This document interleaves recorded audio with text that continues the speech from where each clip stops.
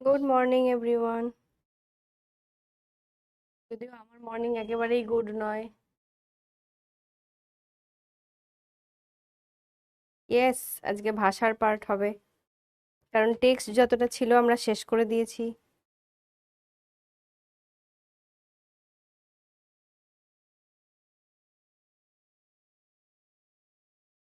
Hello, কেমন আছেন ma'am?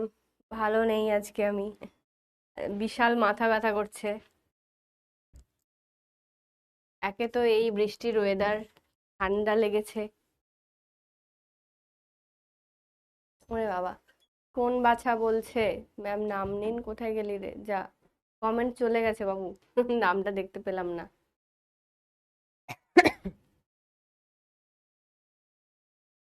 ঠান্ডা লেগেছে বাবা, প্রচন্ড ঠান্ডা লেগেছে কালকে। এই বৃষ্টিতে হালকা ফুলকা ভিজে যাচ্ছি ক্লাস নিতে এসে, জল কাদা পেরিয়ে আসতে হচ্ছে, আর তার মধ্যে আবার এসি, এইসব নিয়ে আর কি। প্রচন্ড মাথা ব্যথা কাল থেকে, মাথা ধরে আছে, এই অবস্থা। ভাবছিলাম ক্লাস রিশিডিউল করব, তারপর আবার ভাবলাম যে না, মেরে ছোটে ছোটে বাচ্চে লোগ ডিস্টার্ব হয়ে যাएंगे, তাই জন্য চলেই আসলাম। আচ্ছা, সানা বলছে ম্যাম আমার নাম নিন। ওকে,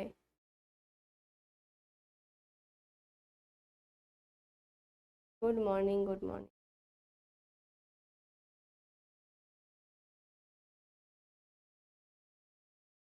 থ্যাংক ইউ। বিরাট বলছে আজকে বেশিক্ষণ পড়াতে হবে না ম্যাম, আপনি বিশ্রাম নিন। এটুকু যে বলেছি সেটাই আমার কাছে অনেক।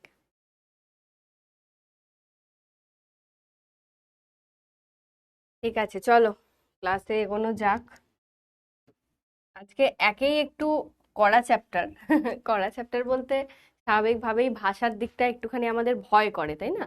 ভাষাটা একটু মনে হয় যে ম্যাম কি আছে ভাষা তত্ত্বে, আবার ভাষার তত্ত্ব, ওরে বাবা এ তো বিশাল ব্যাপার। ভাষা বিজ্ঞান, বিজ্ঞান তো এমনি পড়ছি ঠিক আছে, যে আমরা অঙ্ক করছি, ফিজিক্স পড়ছি, কেমিস্ট্রি পড়ছি, সে তো ঠিক আছে, আবার বাংলাতেও আবার আমরা বিজ্ঞান পড়বো, ভাষার মধ্যেও আবার বিজ্ঞান খুঁজবো। বাংলা ভাষায় কথা বলছি, ইজ নট দ্যাট এনাফ? তার মধ্যেও খুঁজতে হবে, পড়তে হবে। এই যে এই আগের দিনে জানিস তো আমি ইয়েতে ক্লাস নিচ্ছিলাম, কিসের একটা যেন, ও টেনের বোধহয় কিছু একটা ক্লাস করাচ্ছিলাম, সেখানে আমাকে রীতিমতো মানে জ্যামিতি এঁকে বোঝাতে হচ্ছে, সমবাহু ত্রিভুজ কোনটা, সমকোণী ত্রিভুজ কোনটা, এঁকে বোঝাতে হচ্ছে। বুঝছো, বাংলার মধ্যে সব আছে। কখনো ওই যে সিরাজদৌল্লা যখন পড়েছিলে তোমরা, সিরাজদৌল্লা পড়তে গিয়ে একটু ঐতিহাসিক বর্ণনা দিতে হয়, এই যে ঘসেটি বেগম কে ছিল, সে কেন সিরাজের ওপর এত চটেছিল, ইত্যাদি ইত্যাদি, তার ঐতিহাসিক ব্যাখ্যা দিতে হয়, তাহলে ইতিহাসও পড়াই আমি। কখনো আবার এই নদ নদী সম্বন্ধে দু এক কথা বলতে হয়, ভূগোলও পড়াই আমি। আবার এই বাংলা ভাষায় বিজ্ঞান নাকি কিছু একটা পড়াচ্ছিলাম, যেটা বলছিলাম, ওখানে পড়াতে গিয়েও আবার ওই যে জ্যামিতিও আঁকতে হচ্ছে, অঙ্কও করাই আমি। এবার দেখো, আমি এবার ভাষার বিজ্ঞান পড়াবো, মানে বিজ্ঞানও পড়াই আমি। বাংলা পড়াতে গেলে মোটামুটি সমস্ত সাবজেক্টগুলো একটু আধটু করে আমি তোমাদেরকে পড়িয়ে দিই। অত বেশি জ্ঞান আমার নেই, কিন্তু বাংলা সাবজেক্টের মধ্যে যেটুকু জ্ঞান আছে সেটুকু আছে, সেটাই তোমাদেরকে দেওয়ার আছে আমার। ঠিক আছে? তো ভাষা বিজ্ঞান ও তার শাখা প্রশাখা আজকে আমরা পুরোটা কভার করতে পারবো না। ঠিক পুরোটা কভার করতে পারবো না এই কারণে, 1.5 ঘন্টার মধ্যে চাইলে আমি তো শেষ করে দেব পুরোটা, কিন্তু তোমরা মাথায় নিতে পারবে না, সমস্ত জিনিস পরে ঘন্ট হয়ে যাবে। তাই জন্য আজকে যেটা করব সেটা হচ্ছে ভাষা বিজ্ঞানের শাখা প্রশাখার কিছুটা অংশ পড়বো। যতটা আমাদের ফলিত ভাষা বিজ্ঞান আছে দেখবে বইয়ে, ফলিত ভাষা বিজ্ঞানের যতটা পার্ট আছে, 5টা 6টা ভাগ আছে, তার মধ্যে 2টো ভাগ মোটামুটি আমরা পড়বো, তার আগের পোর্শনগুলো জানবো। তারপরে দিন, মানে এরপরে নেক্সট ক্লাস যেটা হবে, সেটা বাকিটা অংশ আবার পড়বো যেটুকু বাকি থাকবে, তার সাথে সাথে কোয়েশ্চেন আনসার প্র্যাকটিস করবো, যে এখান থেকে কি ধরনের প্রশ্ন হতে পারে। ঠিক আছে, চলো শুরু করা যাক। তো ভাষা বিজ্ঞান, আচ্ছা সংজ্ঞাতে আগে যাব না, আগে একটুখানি বলি যে ভাষা বিজ্ঞান জিনিসটা কি। ভাষা বিজ্ঞানটাই যে আমরা পড়ছি, এটা কি জিনিস? প্রথমত, শব্দের মধ্যেই আছে ভাষার বিজ্ঞান, ভাষা বিজ্ঞান, এই হয়ে গেল মেন কথা। তাহলে ম্যাম, বিজ্ঞানে আমরা যেমন কোনো কিছুর গবেষণা করি, তাহলে ভাষার ক্ষেত্রেও কি গবেষণা করব? অবশ্যই করব। ভাষার যখন গবেষণামূলক কোনো পদ্ধতিতে বৈজ্ঞানিকভাবে এগোবে, সেটা হয়ে যাবে ভাষা বিজ্ঞান। ঠিক আছে? এবার এই ভাষাটা কি ভাষা? ভাষা তো অনেক আছে, বহু বহু ভাষা আছে। এই যে ভাষা বিজ্ঞানীরা যে ভাষা নিয়ে এই বিজ্ঞানটা রচনা করেন, অর্থাৎ ভাষা বিজ্ঞান নিয়ে যে কাজ করেন, সেটা হচ্ছে আমাদের মুখের ভাষা। না না ম্যাম, এটা তো খুব খারাপ করলেন। মুখের ভাষাতে কেন বিজ্ঞান রচনা হবে, বা সেটা নিয়ে কেন ভাষা বিজ্ঞানীরা ভাববেন? আমরা তো লিখিত ভাষাকে মার্জিত ভাষার রূপ দিই, লিখিত ভাষাকেই বলি যে এটাই আমাদের মেন ভাষা। এই যে বাংলায় 5টা উপভাষা আছে, ঠিক? বাংলার 5টা উপভাষাকে আমরা মান্যতা দিই না। মান্যতা দিই কোনটাকে? লিখিত ভাষা যেটা, অর্থাৎ যেটা রাঢ়ী উপভাষা, যেটা আমাদের এই কলকাতা এলাকার আশেপাশে চলে, সেটাকে আমরা লেখ্য ভাষা হিসেবে গুরুত্ব দিই, সেটাকে মান্যতা দিই। কিন্তু ভাষা বিজ্ঞানীরা বলছেন যে না, সেটা তোমরা লেখার ভাষায় যা খুশি তাই লেখো। যেটা আজকে আমরা ভারতের বলছি, ওয়েস্ট বেঙ্গলের কথা বলছি, পশ্চিমবঙ্গের কথা বলছি, সেটা হতে পারে ভারতের অন্যান্য যে কোনো প্রান্তের কোনো জায়গায়। যদি মহারাষ্ট্রের কথা বলি, যদি আমরা গুজরাটের কথা বলি, তাহলে ওদের কোনো একটা লোকাল ল্যাঙ্গুয়েজ যেমন আছে, তার সাথে সাথে লেখার রূপটা একটু হলেও আলাদা হয়ে যায়। হয়তো লোকালে 3-4 রকম ল্যাঙ্গুয়েজ চলে, ঠিক তো? এবার বলা হচ্ছে ভাষা বিজ্ঞানীরা তাহলে ভাষা বিজ্ঞানের ক্ষেত্রে এই মুখের ভাষাকে বেছে নিলেন কেন? এটাও একটা প্রশ্ন। মুখের ভাষাকে বেছে নেওয়ার দুটো কারণ আছে। 1 নম্বর কারণ হচ্ছে, মুখের ভাষা বহু দিন ধরে, প্রথম কবে থেকে চালু হয়েছে সেটা হয়তো কেউ জানে না, কিন্তু এই যে লক্ষ লক্ষ বছর আগে থেকে মানুষ যে বলতে শুরু করেছে, ওই যে ইতিহাস চলে এলো আবার, দেখছিস? ইতিহাস মানে ঐতিহাসিক যুগ থেকে, যখন থেকে মানুষের মুখে ভাষা ফুটেছে, অর্থাৎ কোনো না কোনো শব্দের মাধ্যমে মানুষ একে অপরের মনের ভাব প্রকাশ করতে শুরু করেছে, তখন থেকে ভাষার উৎপত্তি। তারপর আস্তে আস্তে যে পরিবর্তন, এই যে ভাষাটা, সেটা বহু মানুষের কাছে বহু রূপে ছড়িয়ে যায়। ওই যে বললাম বহু রকমের ভাষা আছে, তাহলে আমি সেটাকে মান্যতা দেব, নাকি এই যে 2-4টে লেখার ভাষা আছে সেটাকে মান্যতা দেব? ভাষা বিজ্ঞানীরা বলছেন আমরা ওই মুখের ভাষাটাকে মান্যতা দেব, যেটা বহু বহু আছে, সেটা কিভাবে গ্রো করছে, কিভাবে একটা মানুষ থেকে অন্য মানুষে ছড়িয়ে পড়ছে। অথবা এই যে আমরা কথার মাঝখানে অনেক হিন্দি শব্দ বলে ফেলি, কিংবা অনেক উড়িয়া শব্দ বলে ফেলি, হতে পারে এরকম কিছু কিছু। তাহলে আমাদের আশেপাশে কিছু লোক তারা বসবাস করে বলে তাদের শব্দগুলো শুনে শুনে আমরা কিন্তু অভ্যস্ত হয়ে যাই, মনে হয় এটা যেন আমাদেরই ভাষা। এটার বাংলাটা আমরা ঠিক মনে করতে পারছি না, বা কি হবে আমরা, তার পারিভাষিক কোনো রূপ নেই, ঠিক তো? এই রে, অরিজিৎ বলছে হিস্ট্রি আছে বলেই আমার ভালো লাগে না। হিস্ট্রি তো সবার আছে, কেন তোমার কোনো হিস্ট্রি নেই? মানুষের জীবনের কোনো হিস্ট্রি নেই? তোমার কোনো পাস্ট লাইফ নেই? আছে তো কিছু না কিছু ক্ষেত্রে। না না, এটা আমি অন্য কোনো খারাপ ভাবে বলছি না, এটা বলতে চাইছি যে তোমারও তো একটা পাস্ট লাইফ আছে, তোমারও তো একটা হিস্ট্রি আছে, যে হ্যাঁ এই সময় থেকে আমি, হ্যাঁ, স্কুলে যেতে শুরু করেছি, এই সময় থেকে আমি এই করতে শুরু করেছি, বা ইত্যাদি। প্রত্যেকটা মানুষের সাথে একটা হিস্ট্রি জড়িয়ে থাকে, তো সেরকমই ভাষার সাথেও হিস্ট্রি জড়িয়ে আছে। আর তার সাথে সাথে মেন তো বিজ্ঞান জড়িয়ে আছে, তাহলে সেটার জন্য একটু আনন্দ করো যে হ্যাঁ হিস্ট্রি অল্প জড়িয়ে আছে ম্যাম, কিন্তু ঠিক আছে বিজ্ঞানটা বেশি বেশি জড়িয়ে আছে। আমরা বিজ্ঞানের ছাত্র, আমরা বিজ্ঞানটাকে বেশ ভালোবাসি। তো যাই হোক, এবার ধরো এই যে যেটা বলছিলাম যে মুখের ভাষা বিভিন্ন রকমের হয়, সেটা একটা কারণ। আর দ্বিতীয় কারণ হচ্ছে যে মুখের ভাষার থেকে লেখার ভাষা অনেক বেশি নবীন। এটা আমি বলছি না, ভাষা বিজ্ঞানীরাই বলেছেন যে আমরা মুখের ভাষাকে কেন গুরুত্ব দেব, কারণ সে প্রাচীন, সে অনেক দিন আগে শুরু হয়েছে। আর এটা যদি লক্ষ হাজার বছর আগে শুরু হয়, তো লিখিত ভাষা শুরু হয়েছে 5 থেকে 7 হাজার বছর আগে। তাহলে আমি যখন এটার অন্বেষণ করব, যখন একটা বৈজ্ঞানিক দিকেরও কোনো কিছু অন্বেষণ আমরা করতে যাই, তখন কি দেখি যে এই বিজ্ঞানের এই জিনিসটার গোড়ার কথাটা আগে দেখব, কিভাবে স্টার্ট হয়েছে গোড়া থেকে, সেখান থেকে স্টার্ট হতে হতে কিভাবে সেটা গ্রো করেছে। ঠিক আছে ম্যাম, এই চ্যাপ্টারটা খুব কঠিন লাগে? একদমই কঠিন নয়, শোনো আস্তে আস্তে ঠিক ভাল লাগবে। কঠিন নেই কিছু, কঠিন ভাবলে কঠিন হবে অবশ্যই, কিন্তু হ্যাঁ কিছু কিছু শব্দ আছে কঠিন, মানে কঠিন করে তোমাকে বোঝানো হয়েছে জিনিসটা, কিন্তু আমরা নেব না। যেমন বলে না যে, একটা মিম দেখেছিলাম এরকম যে যখন তোমার কাছে কেউ কোনো ইয়ে দিতে আসবে, হ্যাঁ সরি সরি, যখন ভগবান তোমাকে কোনো দুঃখ দিতে আসবে, তুমি সরাসরি মুখের ওপর তাকে না করে দেবে, বলবে তোমার দেওয়া জিনিস আমি নেব না। এরকম একটা মিম ছিল। তো সেই রকমই মানে ব্যাপার, যে যখন এই যে যারা বই লিখেছেন তারা যখন তোমাদের বইয়ে কঠিন কঠিন ভাষা দিয়ে তোমাদের মাথায় ওটাকে ঢোকাতে আসবে, তোমরা বলবে কঠিন ভাষা আমি নেব না, এটাকে সহজ করে আমি বুঝে নেব। স্যার ম্যামরা আছেন, তারা বুঝিয়ে দেবেন, আর তার সাথে আমি নিজে আছি, নিজে আমি এই জিনিসটাকে খুঁজে বার করবো যে এটা সহজ রূপটা কি, সেইভাবে বুঝবো। ঠিক আছে? তো এই যে ব্যাপার। তো কোথায় ছিলাম? হ্যাঁ, যেটা বলছিলাম যে তাহলে মুখের ভাষা অনেকটা প্রাচীন আর লেখার ভাষা অনেকটা নবীন। এই দুটো কারণের জন্য, যে তার হচ্ছে এলাকাটা ভাস্ট আর নবীনতা এবং প্রাচীনতা, এই দুটো কারণের জন্য কিন্তু ভাষা বিজ্ঞানীরা বেছে নিয়েছেন এই মুখের ভাষাকে। ঠিক আছে? এবার তাহলে ভাষা বিজ্ঞান জিনিসটা কি, একটা সংজ্ঞা দেওয়া আছে যে বৈজ্ঞানিক পদ্ধতিতে ভাষার আলোচনা ও তাত্ত্বিক বিশ্লেষণ যে শাস্ত্রে উল্লেখিত হয় তা হলো ভাষাবিজ্ঞান বা লিঙ্গুইস্টিক্স। ভাষা নিয়ে বিজ্ঞানসম্মত আলোচনা, তাত্ত্বিক বিশ্লেষণ হলো ভাষাবিজ্ঞানের উদ্দেশ্য। মানে কাকে বলে এখান থেকে এটা সংজ্ঞাটা, আর এটা হচ্ছে উদ্দেশ্য। এই সেম জিনিসই লেখা আছে, বিজ্ঞানসম্মত আলোচনা এবং তাত্ত্বিক বিশ্লেষণ, এটাই হচ্ছে ভাষাবিজ্ঞানের উদ্দেশ্য। যেমন ভাবে আমরা কোনো জিনিস বৈজ্ঞানিকভাবে অন্বেষণ করতে গেলে কোনো জিনিসকে কি করি, তথ্য সংগ্রহ করি, যে এই ব্যাপারটার কি কি আছে, তথ্য সংগ্রহ হয়। ঠিক, তারপরে সেই তথ্যগুলোকে কি করি, নথিভুক্ত করি, মানে কোথাও একটা লিখে রাখছি।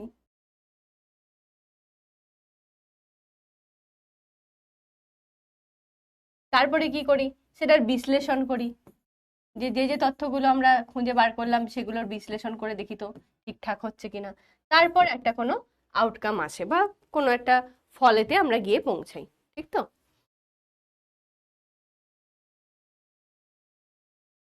ফল প্রকাশ লিখে দিচ্ছি এইরকম। শুধু আমি যেগুলো লিখলাম সেরকম না, আরো বেশ কিছু ধাপ আর কি আমরা যেমন ভাবে বিজ্ঞানের কোনো কিছু বিশ্লেষণের ক্ষেত্রে পাই, আমরা ভাষার বিশ্লেষণের ক্ষেত্রেও এইরকম ভাবেই পাই। ঠিক আছে? আচ্ছা, এবার নিজেদের মধ্যে এত চ্যাট করলে তাহলে কি করে এবার পড়াটা বুঝবে?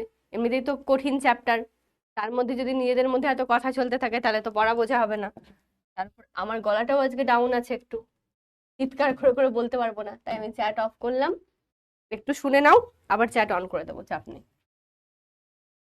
আচ্ছা, এবার ভাষা তত্ত্ব কোনটা আর ভাষা বিজ্ঞান কোনটা, এই দুটো জিনিস আমাদেরকে একটু জানতে হবে। যে ম্যাম ভাষা তত্ত্ব আর কি, ভাষা বিজ্ঞানটাই বা কি? বলছে কোনো একটি বিশেষ ভাষা বিষয়ে যদি আলোচনাকে সীমাবদ্ধ রাখা যায় তবে তাকে বলা হয় ভাষা তত্ত্ব বা ফিলোলজি। ঠিক আছে? কি বলছে, যে একটা ভাষা, একটা বিশেষ ভাষা, হয়তো শুধু বাংলা ভাষা, বাংলা ভাষা বিষয়ে আমরা আলোচনা করব এবং বাংলাকে নিয়েই সীমাবদ্ধ থাকব, তাহলে সেটা হয়ে যাবে ভাষা তত্ত্ব। এই যে যেমন বলেছে বাংলা ভাষা তত্ত্ব, ইংরেজি ভাষা তত্ত্ব, এরকম। আর অন্যদিকে, অন্যদিকে কি, ভাষার তাত্ত্বিক দিক থেকে বা বিভিন্ন ভাষা বিষয়ে, একটা ভাষা আর নয়, বিভিন্ন ভাষা বিষয়ে যদি আলোচনা বিস্তৃতি লাভ করে তাকে বলা হচ্ছে ভাষা বিজ্ঞান বা লিঙ্গুইস্টিক্স। ঠিক আছে? তাহলে একটা ভাষা নিয়ে যখন আলোচনা করব সেটা হয়ে যাবে ভাষা তত্ত্ব, আর যখন বিভিন্ন ভাষা নিয়ে বিভিন্ন বৈজ্ঞানিক পদ্ধতিতে আলোচনা করব সেটা হয়ে যাবে ভাষা বিজ্ঞান বা লিঙ্গুইস্টিক্স। আর আমাদেরকে পড়তে হবে কিন্তু এটাই, ভাষা বিজ্ঞান পড়তে হবে আমাদের। এটার নামই আছে ভাষা বিজ্ঞান ও তার শাখা প্রশাখা। যেমন ঐতিহাসিক ভাষা বিজ্ঞান, তুলনামূলক ভাষা বিজ্ঞান, এগুলো আমরা পড়বো। তো এগুলো হচ্ছে যেমন দিয়ে জাস্ট উদাহরণ আছে, এই আর কি। এবার কি বলছে, ভাষা বিজ্ঞানের আলোচনা নানা রকম হতে পারে, তার মধ্যে তিনটি বহুল প্রচলিত শাখা হচ্ছে তুলনামূলক ভাষা বিজ্ঞান, ঐতিহাসিক ভাষা বিজ্ঞান, বর্ণনামূলক ভাষা বিজ্ঞান। তাহলে এই যে বলছে যে ভাষা বিজ্ঞানের আলোচনা নানা রকম হতে পারে, এই ভাষা বিজ্ঞান কিন্তু অনেক ক্ষেত্রে মনের সঙ্গে যুক্ত, অনেক ক্ষেত্রে স্নায়ুর সঙ্গে যুক্ত, অনেক ক্ষেত্রে মানে কোনো যন্ত্রের সাথে যুক্ত, মানে কম্পিউটার বা এইরকম এর সাথে যুক্ত। এরকম ভাষা বিজ্ঞান বিভিন্ন অংশের সাথে যুক্ত আছে। ঠিক আছে? এবার এই যে ভাষাবিজ্ঞান বিভিন্ন রীতির সঙ্গে বা বিভিন্ন অংশের সাথে যুক্ত, তাকে তো কিছু একটা নাম দিতে হবে, নাহলে আমরা পড়বোটা কি? আমরা কি সবই একদম পড়তে শুরু করবো? ম্যাম ভাষাবিজ্ঞানের, তাহলে ভাষাবিজ্ঞানের এই মোটা মোটা বই হয়, তাহলে সেই সব বই নিয়ে আমাদেরকে বসতে হবে ডিকশনারির মতো, কিন্তু সেটা তো সম্ভব নয়। তাহলে সেটাকে একটু ছোট করা হয়েছে কিভাবে, যে তাহলে মূল মূল কোন কোন ভাগগুলো আমরা ভাষাবিজ্ঞানে দেখে থাকি। একটা হচ্ছে তুলনামূলক, নামেতেই আছে তুলনামূলক, তার মানে ভাষার মধ্যে আমরা তুলনা করব। তারপর আছে ঐতিহাসিক, আবার সেই ইতিহাস, কাকে যেন বললাম, অনেক নাকি কি নাম ছিল সেই রকম, অরিজিৎ বোধহয়। তো ওই যে ইতিহাস, আর কি বর্ণনামূলক, আর একটা এমন কিছু করব যেখানে সমস্ত কিছুর বর্ণনা করা হবে। তাহলে 3 রকম আমরা পাচ্ছি। এবার বিষয়টা কি সেটা একটু এক এক করে বুঝি। তুলনামূলক ভাষাবিজ্ঞান।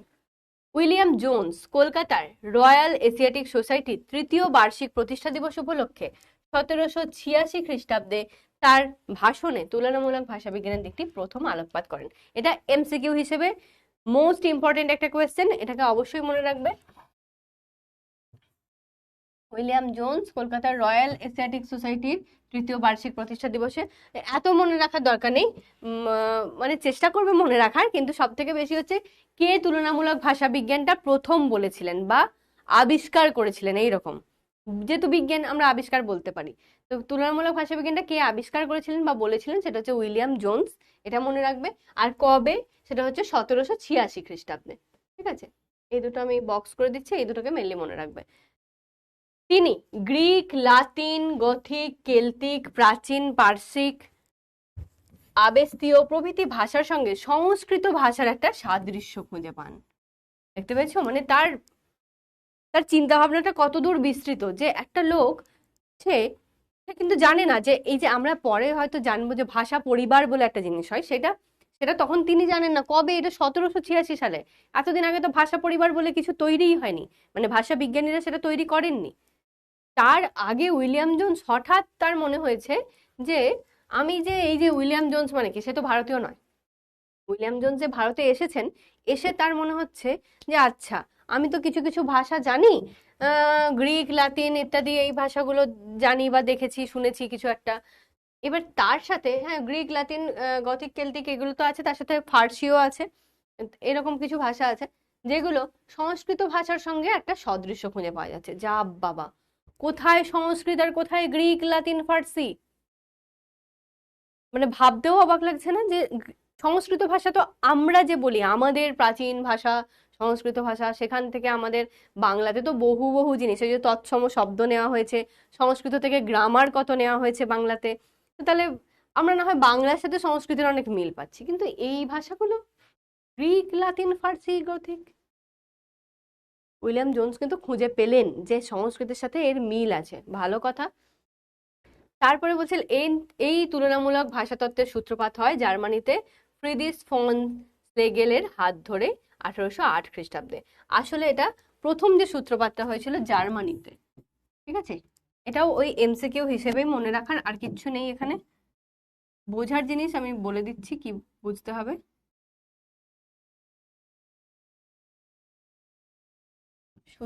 সূত্রপাতটা হয়েছিল এখানে, যে ফ্রিদিস ফন স্লেগেলের হাত ধরে 1808 খ্রিস্টাব্দে জার্মানিতে প্রথম এই তুলনামূলক ভাষাবিজ্ঞানটা সূত্রপাত হয়। ব্যাস, এর বেশি জানার দরকার নেই, আর বইয়ে তোমাদের দেওয়াও নেই, আর জানতেও হবে না।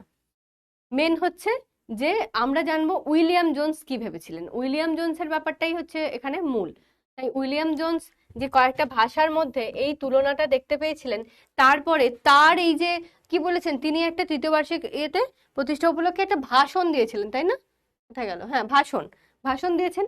এই ভাষণটা শুনে বাকিদের কিন্তু মনে হয়েছে পরবর্তীকালে যখন 19 শতক, এই 20 শতক মানে 1900 সালের পর থেকে, ঠিক আছে, এই 20 শতকের দিকে, তখন ভাষা বিজ্ঞানীরা কি করলেন যে হ্যাঁ উইলিয়াম জোন্স যেটা বলেছিলেন একবার ভেবে দেখা যাক তো। তারপর তারা শুরু করলেন যে ভাষা পরিবার। ঠিক আছে, এখানে তোমাদের যদিও নেই, তাও আমি একটুখানি জাস্ট ইনফরমেশনের জন্য বলে দিচ্ছি। ভাষা পরিবার শুরু করলেন। সেই ভাষা পরিবারটা কি? ভাষা পরিবার হচ্ছে এই যে ভাষাগুলো, যে ভাষাগুলোকে দেখে মনে হচ্ছে একটা পরিবারের অন্তর্গত, অর্থাৎ একই জায়গা থেকে উৎপন্ন হয়েছে, একটু একটু চেঞ্জ হয়ে গেছে। যেমন কি হয়, যে একই মায়ের সন্তান যদি হয়, তাহলে একই মায়ের সন্তান, তাদের মধ্যে অবশ্যই কিছু না কিছু চেঞ্জেস থাকবে। তুমি যেমন, তোমার দিদি তেমন নয়, তোমার দাদা তেমন হতে পারে। আবার তুমি, তোমার দাদা পুরোপুরি বিপরীত, কিন্তু কোথাও না কোথাও একটু আধটু মিল আছে, পারিবারিক সূত্রের যেটুকু মিল, ওই যে বলে রক্তের মধ্যে আছে, এরকম কিছু কিছু জিনিস আমরা বহন করি জিনগতভাবে। তো সেই যে জিনিসগুলো আমরা বহন করে চলেছি, কোথাও না কোথাও কিছু না কিছু মিল পাওয়া যাচ্ছে। হয়তো তোমাদেরকে বাহ্যিক দিক থেকেও দেখতে আলাদা, কেউ দেখে হয়তো বলবে না যে ও তোমার দাদা ও তোমার দিদি, মুখশ্রীটা হয়তো আলাদা, কিন্তু ওই যে ভেতরকার কিছু একটা মিল অবশ্যই থাকবে, 10% হলেও থাকবে। তো সেই জিনিসটাই হচ্ছে ভাষা পরিবার। যখন এক একটা ভাষা পরিবারের মধ্যে বিভিন্ন রকম ভাষা এসে যুক্ত হয়, তাদেরকে দেখা যায় কোনো না কোনো মিল একসাথে আছে, তাদেরকে একটা ভাষা পরিবারের অন্তর্গত করা হয়। আর এই যে সংস্কৃত থেকে এই যে গ্রিক লাতিন ইত্যাদির যে মিলটা খুঁজে পেল, এটা ছিল ইন্দো ইউরোপীয় ভাষা পরিবার। পরে এটা গঠিত হয়েছে,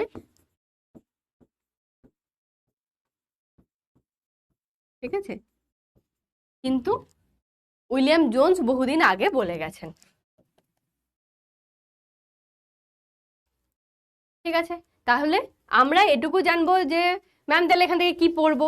প্রথমেই প্রশ্ন আসে যে ম্যাম বুঝে গেছি কি বলতে চেয়েছেন, কিন্তু পড়বোটা কি? পড়বো এটা যে তুলনামূলক ভাষাবিজ্ঞান কি করে, বিভিন্ন ভাষার মধ্যে তুলনামূলক আলোচনা করে যাদের মধ্যে মিল খুঁজে পাওয়া যায়। 2, এটা কে প্রথম বলেছিলেন? বলেছিলেন উইলিয়াম জোন্স। আর কত সালে? 1786 সালে। হয়ে গেল। আর খুব যদি মানে খুঁটিয়ে প্রশ্ন আসে বা একটু বাইরে থেকে আসে, বইয়ে এটা দেওয়া নেই, এই তথ্যটা বইয়ে নেই, ঠিক আছে? কিন্তু যদি বলা হয় যে জার্মানিতে এটার সূত্রপাত কে করেছিলেন, তখন এই নামটা মনে রাখতে হবে। ওকে, ব্যাস এইটুকুটা পড়লেই এনাফ, এখানে আর কিচ্ছু নেই। এবার বলছে যে এই তুলনামূলক ভাষাবিজ্ঞানের ক্ষেত্রগুলো কি কি, মানে কি কি দিক আলোচনা করে, ঠিক আছে? কি কি বলছে? সমগোত্রজ ভাষাগুলির মধ্যে তুলনা করে। এই যে সমগোত্রজ বললাম, একই গোত্রের ভাষা, তাদের মধ্যে তুলনামূলক আলোচনা করে। তাদের উৎস ভাষাকে বা মূল ভাষাকে পুনর্নির্মাণ করে, যেমন ইন্দো ইউরোপীয় ভাষা। অলরেডি আমি আগে বলে দিয়েছি যে ইন্দো ইউরোপীয় একটা ভাষা গোষ্ঠী, সেইটা হচ্ছে মূল ভাষা, তার মধ্যেকার বিভিন্ন যেগুলো, এই যে উৎস ভাষা যেটা বলছে, উৎস ভাষা হচ্ছে ইন্দো ইউরোপীয়, তার মধ্যে বাকিগুলো আছে। হয়ে গেল একটা। দ্বিতীয়ত হচ্ছে প্রাচীন ভাষার ঐতিহ্য, উপাদান, সংস্কৃতি, যে কোনো ভাষার ভাষাগত তুলনামূলক বিশ্লেষণ করে। তাহলে কি? প্রাচীন ভাষার ঐতিহ্য মানে এই যে হয়তো ইন্দো ইউরোপীয়, ইন্দো ইরানীয়, যাই বলি না কেন, ইন্দো ইউরোপীয়টাই আমি বলছি আপাতত, যেহেতু এটা উদাহরণ আছে। তো এই ভাষার যে ঐতিহ্য, অর্থাৎ প্রাচীনকালে কিভাবে তৈরি হয়েছে, তার উপাদানগুলো কি কি, তার সংস্কৃতি, বিভিন্ন ভাষার মধ্যে যে তুলনামূলক বিশ্লেষণ, মূলত এটা তুলনামূলক আলোচনা মানে যাই থাকুক না কেন, ভাষার পুঙ্খানুপুঙ্খ একটা তুলনামূলক বিশ্লেষণ করব। যেটা আমি একটু আগে কি বললাম, যে তুলনা কখন করব? হয়তো তোমাদেরকে দেখে ভাই বোন বলে মনে হচ্ছে না, সেম জিনিস আবার আসছি, মনে হচ্ছে না, কিন্তু কোথায় আমরা মিল খুঁজে পাবো, কোথায় অমিল খুঁজে পাবো, কিভাবে বুঝবো? হয়তো দুজনকেই আমাকে তাহলে বিশ্লেষণ করতে হবে আলাদা আলাদা ভাবে। আমার দেখে ডাউট লাগছে যে হ্যাঁ এই ছেলেটা আর এই মেয়েটা হয়তো ভাই বোন হতে পারে, একটু হয়তো মিল হতে পারে, তাহলে আমি আলাদা করে ওকে ডেকে বললাম তোমার বাড়ি কোথায়, তোমার বাবার নাম কি, তোমার মায়ের নাম কি, তুমি কি করো, ইত্যাদি একটা ছাপ, একটা যাই হোক কিছু একটা নথিভুক্ত করলাম, একটা তথ্য নিলাম। এই মেয়েটিকে আবার ডাকলাম, মেয়েটিকে ডেকেও সেম জিনিস আমি জিজ্ঞেস করে নথিভুক্ত করলাম। এবার দেখতে পেলাম বাড়ি সেম জায়গায়, বাবা মার নাম এক, ঠিক। আবার হয়তো এমনও হতে পারে কোনো কোনো ক্ষেত্রে স্কুল এক হতে পারে, কোয়েড স্কুল যদি হয়, তাহলে একই স্কুলে পড়াশোনা করেছে। হ্যাঁ, তাহলে আচ্ছা তোমার বয়স কত? ও বলছে হয়তো যে আমার বয়স 18, তোমার বয়স কত? আমার বয়স 16। তাহলে মোটামুটি বোঝা যাচ্ছে যে আচ্ছা, তাহলে এরকম তোমার কোনো ভাই বোন আছে? হ্যাঁ আমার একটা দিদি আছে। আর ওকেও জিজ্ঞেস করছে তোমার কোনো ভাই বোন আছে? বলছে আমার একটা ভাই আছে। তাহলে আমরা এইভাবে কি এক দুটো মানুষকে যেমন আলাদাভাবে নিয়ে একটা একটা করে জিজ্ঞেস করতে করতে বিশ্লেষণ করতে পারি, তো যে ওদের মধ্যে মিল আছে কি নেই, ঠিক সেই রকমই ব্যাপার এখানে, যে তাদের ঐতিহ্য, তাদের উপাদান, তাদের সংস্কৃতি, এগুলো আমরা একটু একটু করে খুঁজে বার করব, বের করে দেখবো যে ও আচ্ছা এই ভাষাটার সাথে তো এই ভাষাটার বেশ মিল পাওয়া যাচ্ছে, তাহলে এরা একই ভাষাগোষ্ঠীর অন্তর্ভুক্ত। নেক্সট, ভাষার শব্দ, ধ্বনির উৎস, ইতিহাস, ক্রমবিকাশের ধারা নিয়েও আলোচনা করে, ওই একই জিনিস। কোনো ভাষার আলোচনা প্রসঙ্গে সংশ্লিষ্ট ভাষার দূর ও নিকট সম্পর্কিত ভাষার সঙ্গেও তার সম্পর্ক আলোচনা করা হয়। এটার মানে কি? কোনো ভাষার আলোচনা প্রসঙ্গে যখন একটা ভাষার আলোচনা করছি, তার সংশ্লিষ্ট ভাষার অর্থাৎ তার আশেপাশের যে ভাষাগুলো, সেটার ভাষার দূর ও নিকট সম্পর্কিত মানে ওই ভাষাটার সঙ্গে সংযুক্ত আছে এইরকম, সেটা দূরের হোক বা নিকটস্থ হোক, তাদের সঙ্গেও আলোচনা করা হয়, তাদের সম্পর্কেও আলোচনা করা হয়। যেমন এই যে বলছি যে বাংলা ভাষা এবং অসমীয়া ভাষার মধ্যে অনেকটা মিল পাওয়া যায়, ঠিক তো? তাদের অক্ষরগুলো দেখবে অসমীয়ার অক্ষরগুলো বাংলার মতোই অনেকটা, কিন্তু তাদের ভাষাটা আলাদা, তারা যেভাবে কথা বলে আমরা কিন্তু অসমীয়া বুঝতে পারি না, কিন্তু কিছু কিছু ক্ষেত্রে একটা দুটো মনে হচ্ছে যেন হ্যাঁ একই রকম শব্দ বলছে।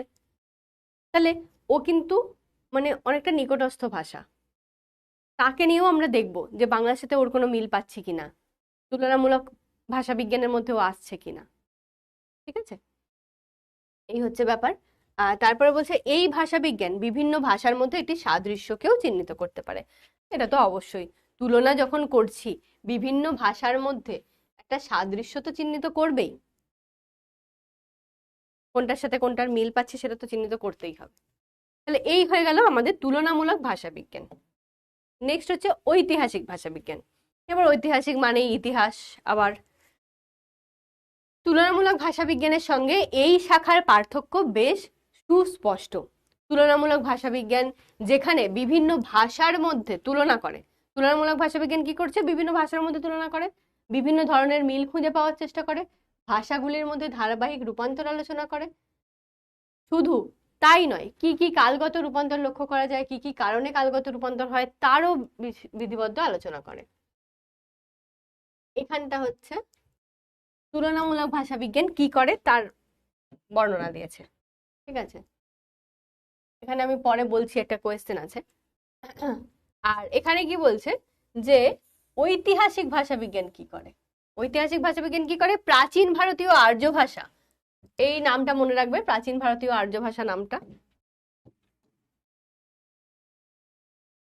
ঠিক আছে, প্রাচীন ভারতীয় আর্য ভাষা কিভাবে বিভিন্ন স্তর পেরিয়ে, যেমন পালি, প্রাকৃত, অপভ্রংশ, অবহট্ট, এই যে স্তরগুলো পেরিয়ে পেরিয়ে কিভাবে বাংলায় এসে পৌঁছালো।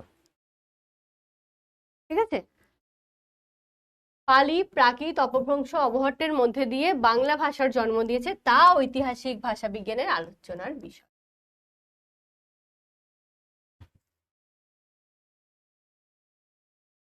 ঠিক, তাহলে তাহলে তাহলে তুলনামূলক ভাষা বিজ্ঞান কি করলো, আমি যদি আমার ভাষা বাংলা ভাষাকেই ধরে নিই, বাংলা ভাষার সাথে অন্য ভাষার কোথায় কোথায় আমরা মিল পাচ্ছি, কোন কোন ভাষার সাথে মিল পাচ্ছি, মিল পেয়ে মূলত এই সমস্ত ভাষাগুলো যাদের যাদের মধ্যে মিল পেয়েছি তারা কোন মেন ভাষা বংশ থেকে উৎপন্ন হয়েছে সেটা খুঁজে বার করছে তুলনামূলক। ঐতিহাসিক ভাষা বিজ্ঞান কি বার করছে, অন্য কোনো ভাষার সাথে আমার কোনো সম্পর্ক নেই, আমি ইতিহাস খুঁজবো একজনকে নিয়ে খুঁজবো, তাই জন্য কি করছে, বাংলা ভাষাটাই যখন দেখছি বাংলা ভাষা কিভাবে উদ্ভব হলো, তাহলে এর পিছন পিছন আমরা যেতে থাকলাম, এর অতীতটাকে দেখতে থাকলাম, যে আচ্ছা বাংলা ভাষার একটু পিছনে যেটা আছে সে হচ্ছে অবহট্ট, বাংলাটা যে এসছে একটু আগে আছে অবহট্ট, তার থেকেও আগে যেটা ছিল সেটা হচ্ছে অপভ্রংশ। তাহলে দেখছি এরও আগে কিছু ছিল, আবার খুঁজে বার করা হচ্ছে, কিন্তু তথ্য সন্ধান চলছে। আচ্ছা, এর আগে ছিল প্রাকৃত,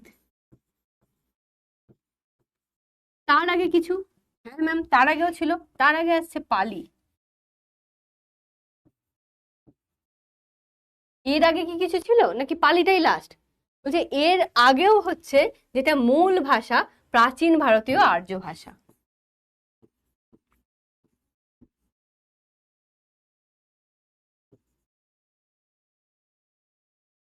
প্রাচীন ভারতীয় আর্য, তাহলে এই যে বাংলা ভাষার আমরা স্তর বিন্যাস করতে করতে খুঁজতে খুঁজতে তার ইতিহাসটাকে খুঁজে পেয়ে গেলাম, এটা হচ্ছে ঐতিহাসিক ভাষা বিজ্ঞানের আলোচনার বিষয়। হয়ে গেল, সহজ ব্যাপার। সময়ের সঙ্গে সঙ্গে ভাষার যে বিবর্তন এবং সেই বিবর্তনের ফলে যে পরিবর্তন, হ্যাঁ এখানটা হচ্ছে যে ঐতিহাসিক ভাষা বিজ্ঞান কোন কোন দিকটাকে নিয়ে আলোচনা করছে, সময়ের সঙ্গে সঙ্গে ভাষার যে বিবর্তন, অর্থাৎ এই যে অবহট্ট থেকে অপভ্রংশ থেকে এই যে বিবর্তনটা হতে হতে এসছে, সেই বিবর্তনের ফলে যে যে পরিবর্তন ভাষার সংগঠনে দেখা যায় নির্দেশ করা হয় ঐতিহাসিক ভাষা, সেটাই হচ্ছে ঐতিহাসিক ভাষা বিজ্ঞানের কাজ।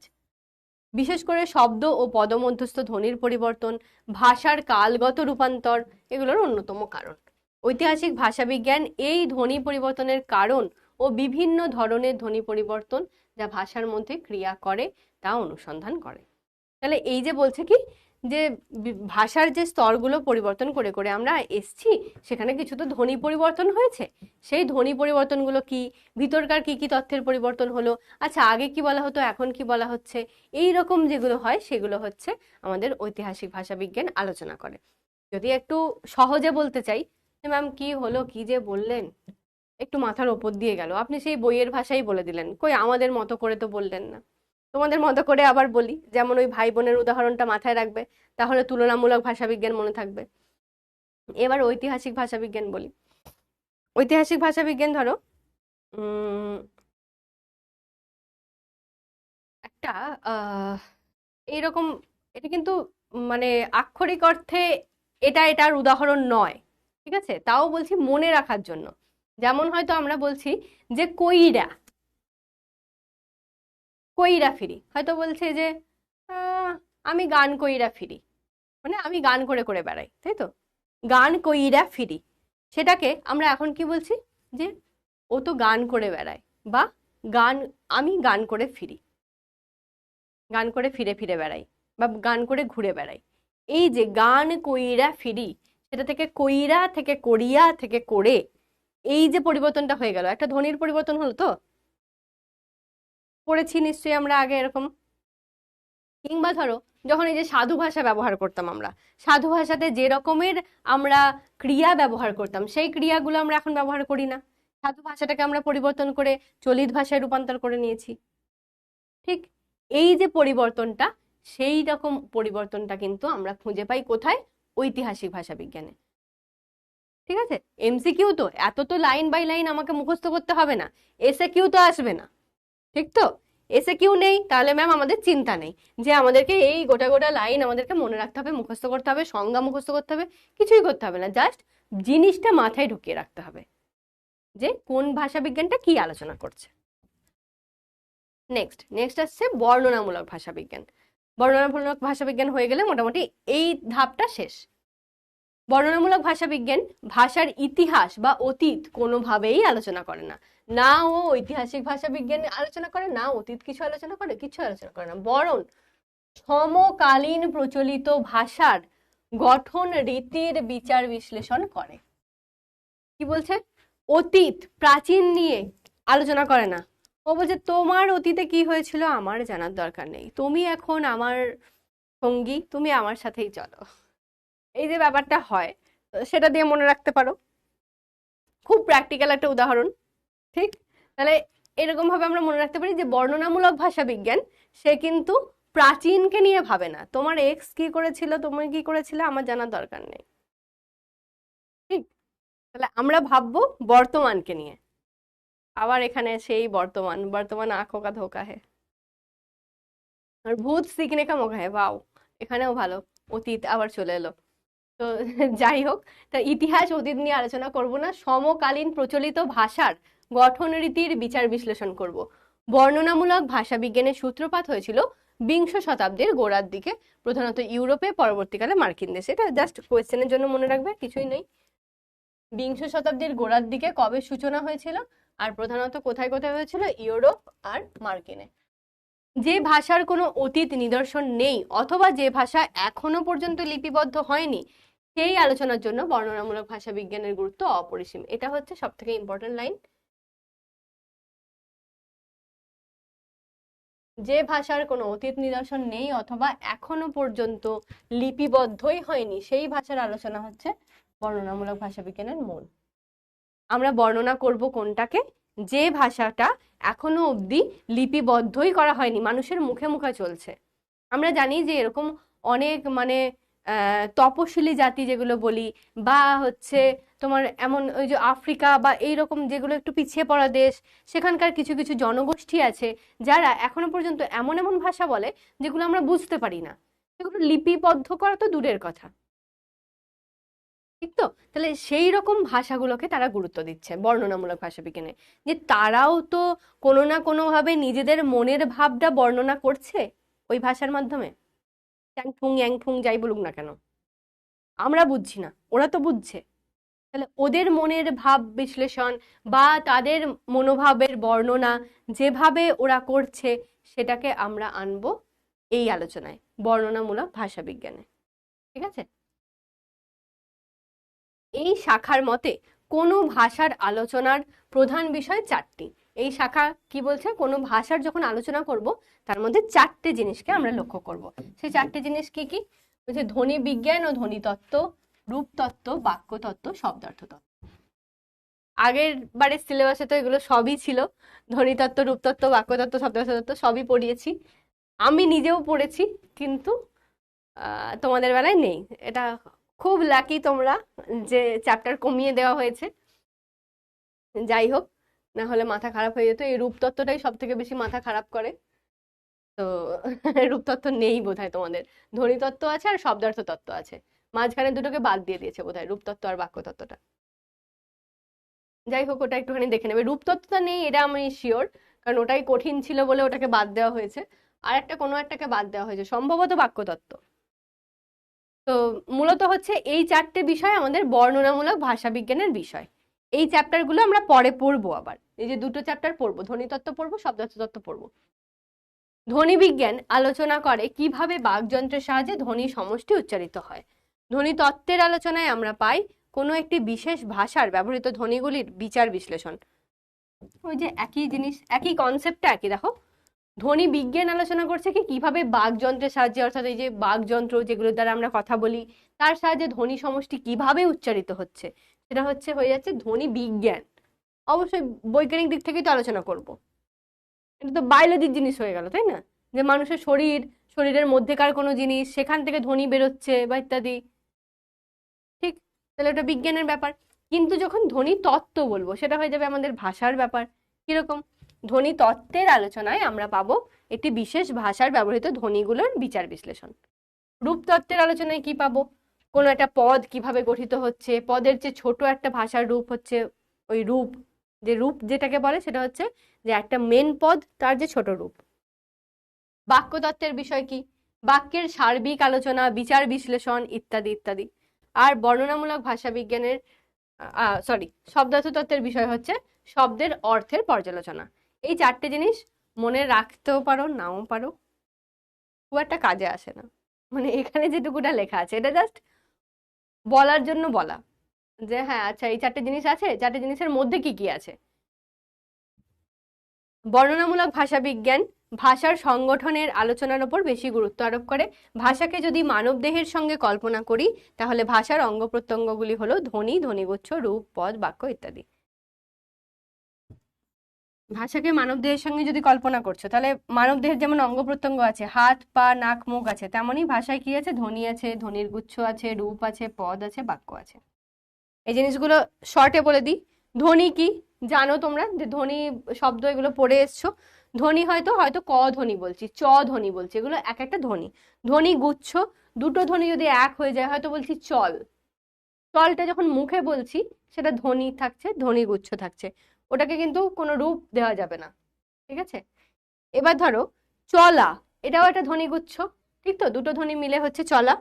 কিন্তু এই চলা শব্দটার চলা বা কেউ চলছে, চলছিলাম, এরকম আমরা বহুভাবে রূপটাকে পরিবর্তন করে নিতে পারি, মানে ধ্বনিগুচ্ছটা অন্যরকম হয়ে যেতে পারে। কিন্তু সেই ধ্বনির একটা মূল রূপ আছে, সেটা হচ্ছে চল। চল থেকেই আমরা চলা বলছি, চলছি বলছি, চলছিলাম বলছি, চলেছিল বলছি, যাই বলি না কেন চল হচ্ছে মেন রূপ, সেটা হচ্ছে রূপ। পদ কোনটা? পদ তো জানোই, একটা শব্দকে যখন বাক্যে ব্যবহারের উপযুক্ত করে তুলছি বা বাক্যের মধ্যে অর্থপূর্ণভাবে বসাচ্ছি, সেটা বিভক্তিযুক্ত হতে পারে, নাও হতে পারে, কিন্তু বাক্যে বসে যাচ্ছে মানে তাকে আমরা শূন্য বিভক্তি ধরে বলবো, সে হয়ে যাচ্ছে পদ। আর বাক্য সমস্ত যখন অর্থপূর্ণ কতগুলো পদ পাশাপাশি বসছে, বসে একটা সম্পূর্ণ অর্থবোধক কিছু হচ্ছে, সেটা হয়ে যাচ্ছে বাক্য। হ্যাঁ, হলো। আচ্ছা, এবার এখানে একটা লাইন আছে, এটা বইয়ে নেই, আমি একটা তথ্য পেয়েছিলাম বলে অন্য একটা বই থেকে, তো সেখান থেকে আমি জাস্ট তোমাদেরকে তথ্যটা দিয়ে রাখছি, আশা করছি পরীক্ষায় আসবে না। বর্ণনামূলক ভাষাবিজ্ঞান আর ঐতিহাসিক ভাষাবিজ্ঞান পরস্পরের পরিপূরক, এটা কে বলছেন? ব্লুমফিল্ড বলছেন। তিনি কে? ব্লুমফিল্ড হচ্ছে একটা ভাষাবিজ্ঞানী, ভাষাবিজ্ঞানী, ঠিক আছে? ভাষাবিজ্ঞানীদের নাম হচ্ছে ব্লুমফিল্ড। ব্লুমফিল্ড কি বলছেন যে বর্ণনামূলক ভাষাবিজ্ঞান আর ঐতিহাসিক ভাষাবিজ্ঞান পরস্পরের পরিপূরক, মানে একে অপরের উপর একটু হলেও নির্ভরশীল। এবার এই নির্ভরশীলতাটা কিভাবে বলছেন যে all historical study of language is based upon the comparison of two or more sets of descriptive data। কি বলছেন যে যে সকল হিস্টোরিক্যাল স্টাডি আছে ল্যাঙ্গুয়েজের অর্থাৎ ভাষার যে সমস্ত ঐতিহাসিক অধ্যয়ন আছে সেগুলো কিসের উপর বেস করছে বা কিসের উপর নির্ভর করছে? Comparison of two or more sets of descriptive data. বর্ণনামূলক যে ডেটাগুলো হয় অর্থাৎ তথ্যগুলো হয় বর্ণনামূলক তথ্যের উপর নির্ভর করছে, দুটো বা তার বেশি সেট, এক একটা গুচ্ছ, তাহলে দুই বা তার বেশি গুচ্ছ তার উপর নির্ভর করছে কিসের? Descriptive data. ডেসক্রিপটিভ ডেটা মানেই তো বর্ণনামূলক তথ্য।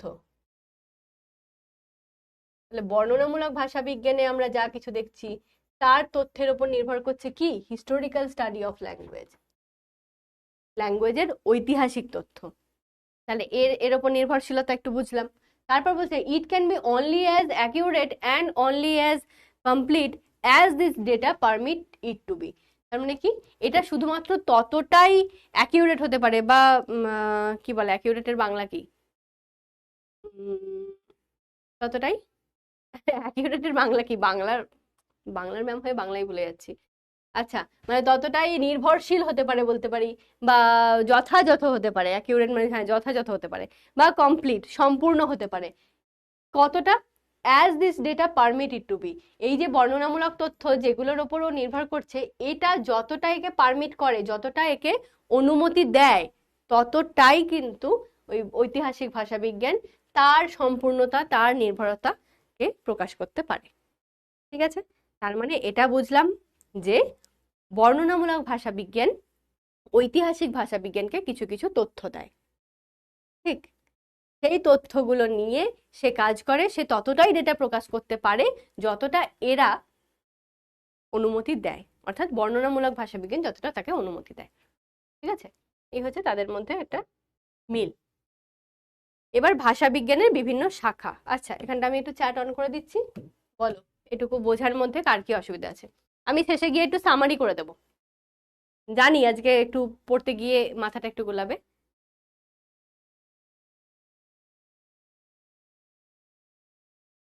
ভাষা বিজ্ঞানের কি প্র্যাকটিক্যাল হবে? প্র্যাকটিক্যাল তো হবে না মনে হচ্ছে, আমি জানি না, এটা ঠিক এটা স্কুল বলবে।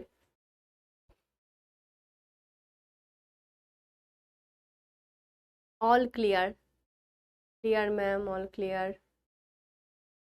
ওকে, সুমিতা, অর্পণ, তন্ময়, রিমি ম্যাম এই চ্যাপ্টারগুলো পয়েন্টস করে লিখিয়ে দিন প্লিজ। পয়েন্টস করেই এনেছি, দেখ মানে পুরো হুবহু বইয়ের মতো আনিনি। ডাউট বক্স, ডাউটে কি আছে বাবা? নিখুঁত, হ্যাঁ ঠিক বলেছিস, অ্যাকিউরেট মানে মানেই হয়ে গেছে নিখুঁত। ঠিক ঠিক। ম্যাম আপনি একটা কোয়েশ্চেন বলবেন বলেছিলেন। ও হ্যাঁ হ্যাঁ হ্যাঁ, sorry sorry sorry sorry. Thank you মনে করিয়ে দেওয়ার জন্য। দাঁড়া দাঁড়া, আচ্ছা এটাকে আমি ইয়েস করে দিচ্ছি। হ্যাঁ কোয়েশ্চেন বলবো বলেছিলাম এখানটায়, যে এই যে তুলনামূলক ভাষা, এই সরি বর্ণনামূলক ভাষা বিজ্ঞান, না না না সরি সরি এখানটায় নয় তো, এখানটায় হ্যাঁ, তুলনামূলক ভাষা বিজ্ঞান আর ঐতিহাসিক ভাষা বিজ্ঞানের মধ্যে পার্থক্য কি? তুলনামূলক ভাষাবিজ্ঞান আর ঐতিহাসিক ভাষাবিজ্ঞানের মধ্যে পার্থক্য, যে তুলনামূলক ভাষাবিজ্ঞান যেখানে বিভিন্ন ভাষার মধ্যে মিল খুঁজে পায়, বিভিন্ন ভাষার তুলনা করে, সেখানে ঐতিহাসিক ভাষাবিজ্ঞান বিভিন্ন স্তর পেরিয়ে একটাই ভাষাকে নিয়ে ব্যাখ্যা করে। ওটার মানে কোয়েশ্চেনটা ওটাই, যে দুটো দুটোর মধ্যে তুলনা বা দুটোর মধ্যে কি ইয়ে আছে, ডিফারেন্স আছে, ওটাই বলতে চাইছিলাম। হ্যাঁ অ্যাকিউরেট মানে নিখুঁত বা সঠিক, ঠিকই বলেছিস, আমি ভুলে গেছিলাম। ওকে, আর কি কি ডাউট আছে একটু দেখে নিচ্ছি।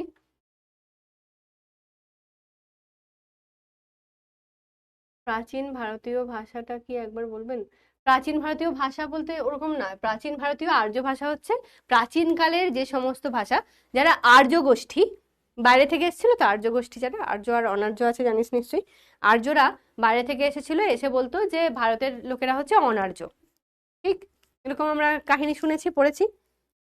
তো এই যে প্রাচীন ভারতে আর্য গোষ্ঠীরা যে মুখের ভাষা ব্যবহার করতো, তারা যে ভাষায় কথা বলতো, সেটা হচ্ছে প্রাচীন ভারতীয় আর্য ভাষা।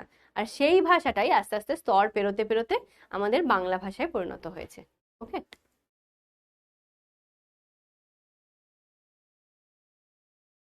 তপশিলি মানে যারা এসটি কাস্ট, হ্যাঁ তপশিলি মানে এসসি এসটি ওবিসি অনেক রকমেই থাকতে পারে।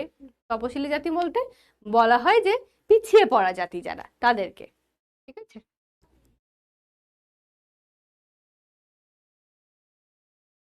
আচ্ছা, এখানে আবার এসসি এসটি কাস্ট বললাম বলে আবার ইয়ে হয়ে যেও না যে ম্যাম ইনসাল্ট করছেন, না একেবারেই নয়। কেন, আমরা এসসি এসটি কেউ নেই?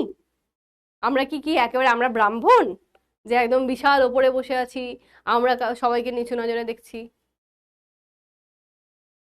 আমরাও তো কেউ না কেউ আছি নাকি? তপশিলি জাতি যেমন আমরা ব্রাহ্মণকে বলছি উচ্চ জাতি, তেমন আমরা বইয়ে পড়ি এটা যে তপশিলি জাতি, তো সেই হিসেবে বললাম, আর কিছুই না।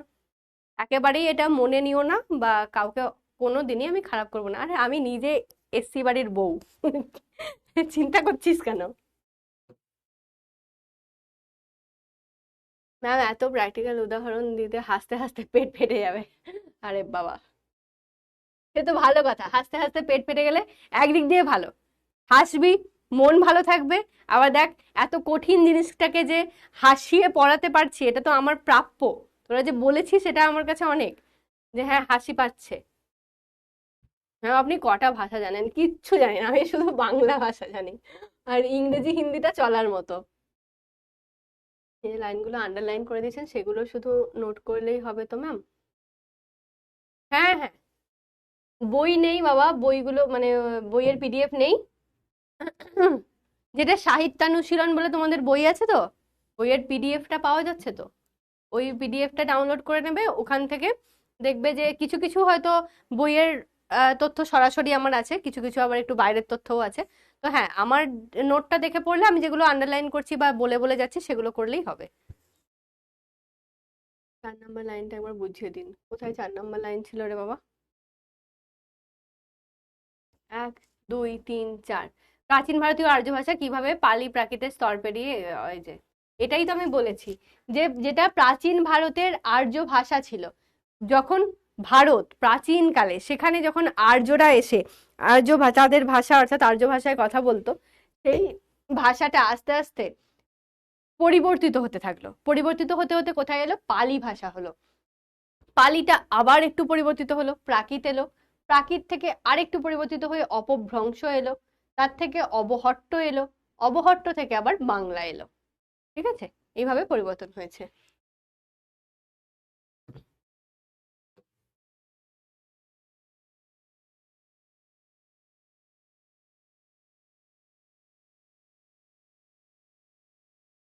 হুম হুম হুম, ঠিক আছে। কিন্তু একটা স্লাইড, আমার তো স্লাইড গুলো পুরো লেখায় ভরপুর, ওখান থেকে আর কি লিখবো বাবা? আমি সামারি করে দেবো, আমি বলে দেবো। ঐতিহাসিকটার মিল আছে, এই তো আছে। পিপিটি গুলো কি নোট করতে হবে? হ্যাঁ, কিছুটা যদি শর্ট নোট করতে পারো খুব ভালো হয়, শর্ট নোট তোমাদের জন্যই হেল্পফুল হবে। ঠিক আছে, শর্ট নোট করতে পারলে খুব ভালো হবে, করে নাও।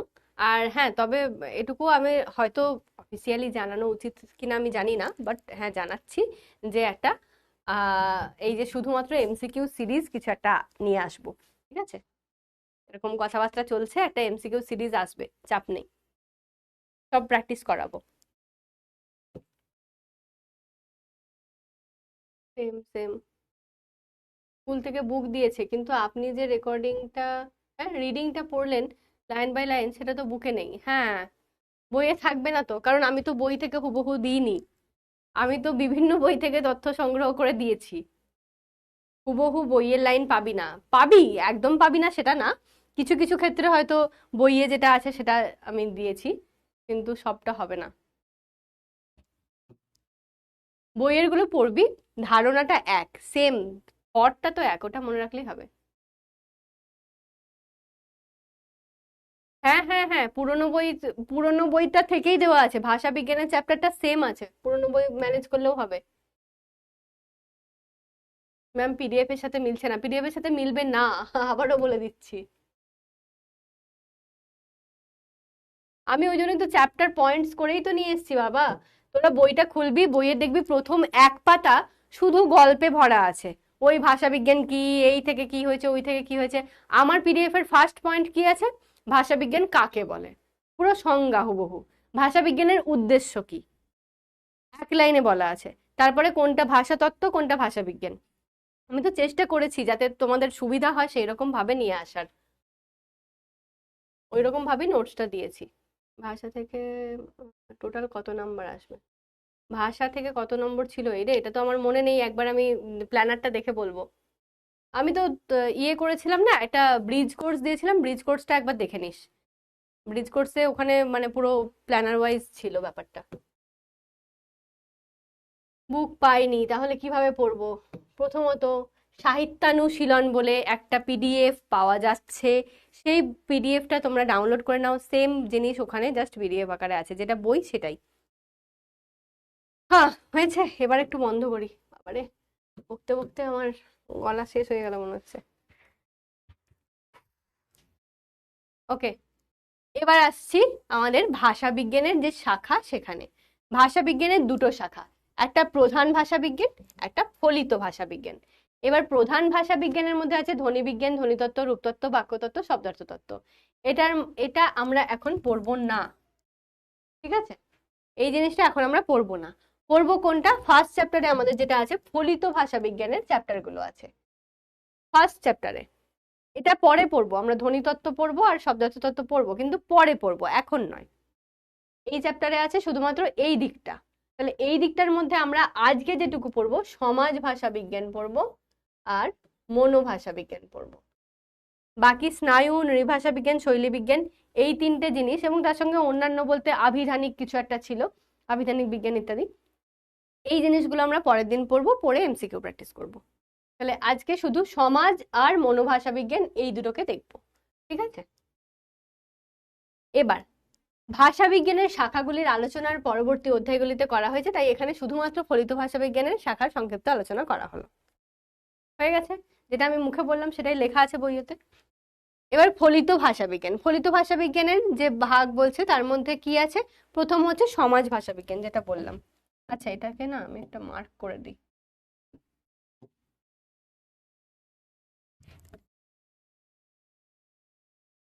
সমাজ ভাষা বিজ্ঞান হচ্ছে 1 নম্বর।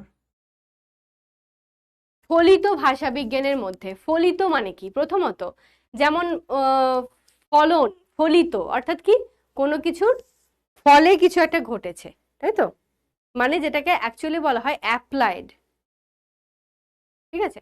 কোনো কিছুর উপর কিছু অ্যাপ্লাই করেছি, দিয়ে কিছু একটা পেয়েছি ফল, সেই হিসেবে ফলিত।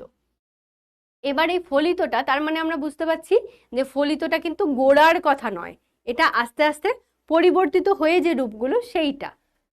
তাই জন্য ফলিত ভাষা বিজ্ঞানের ভেতরে আমরা কি পেলাম, সমাজ ভাষা বিজ্ঞান পেলাম।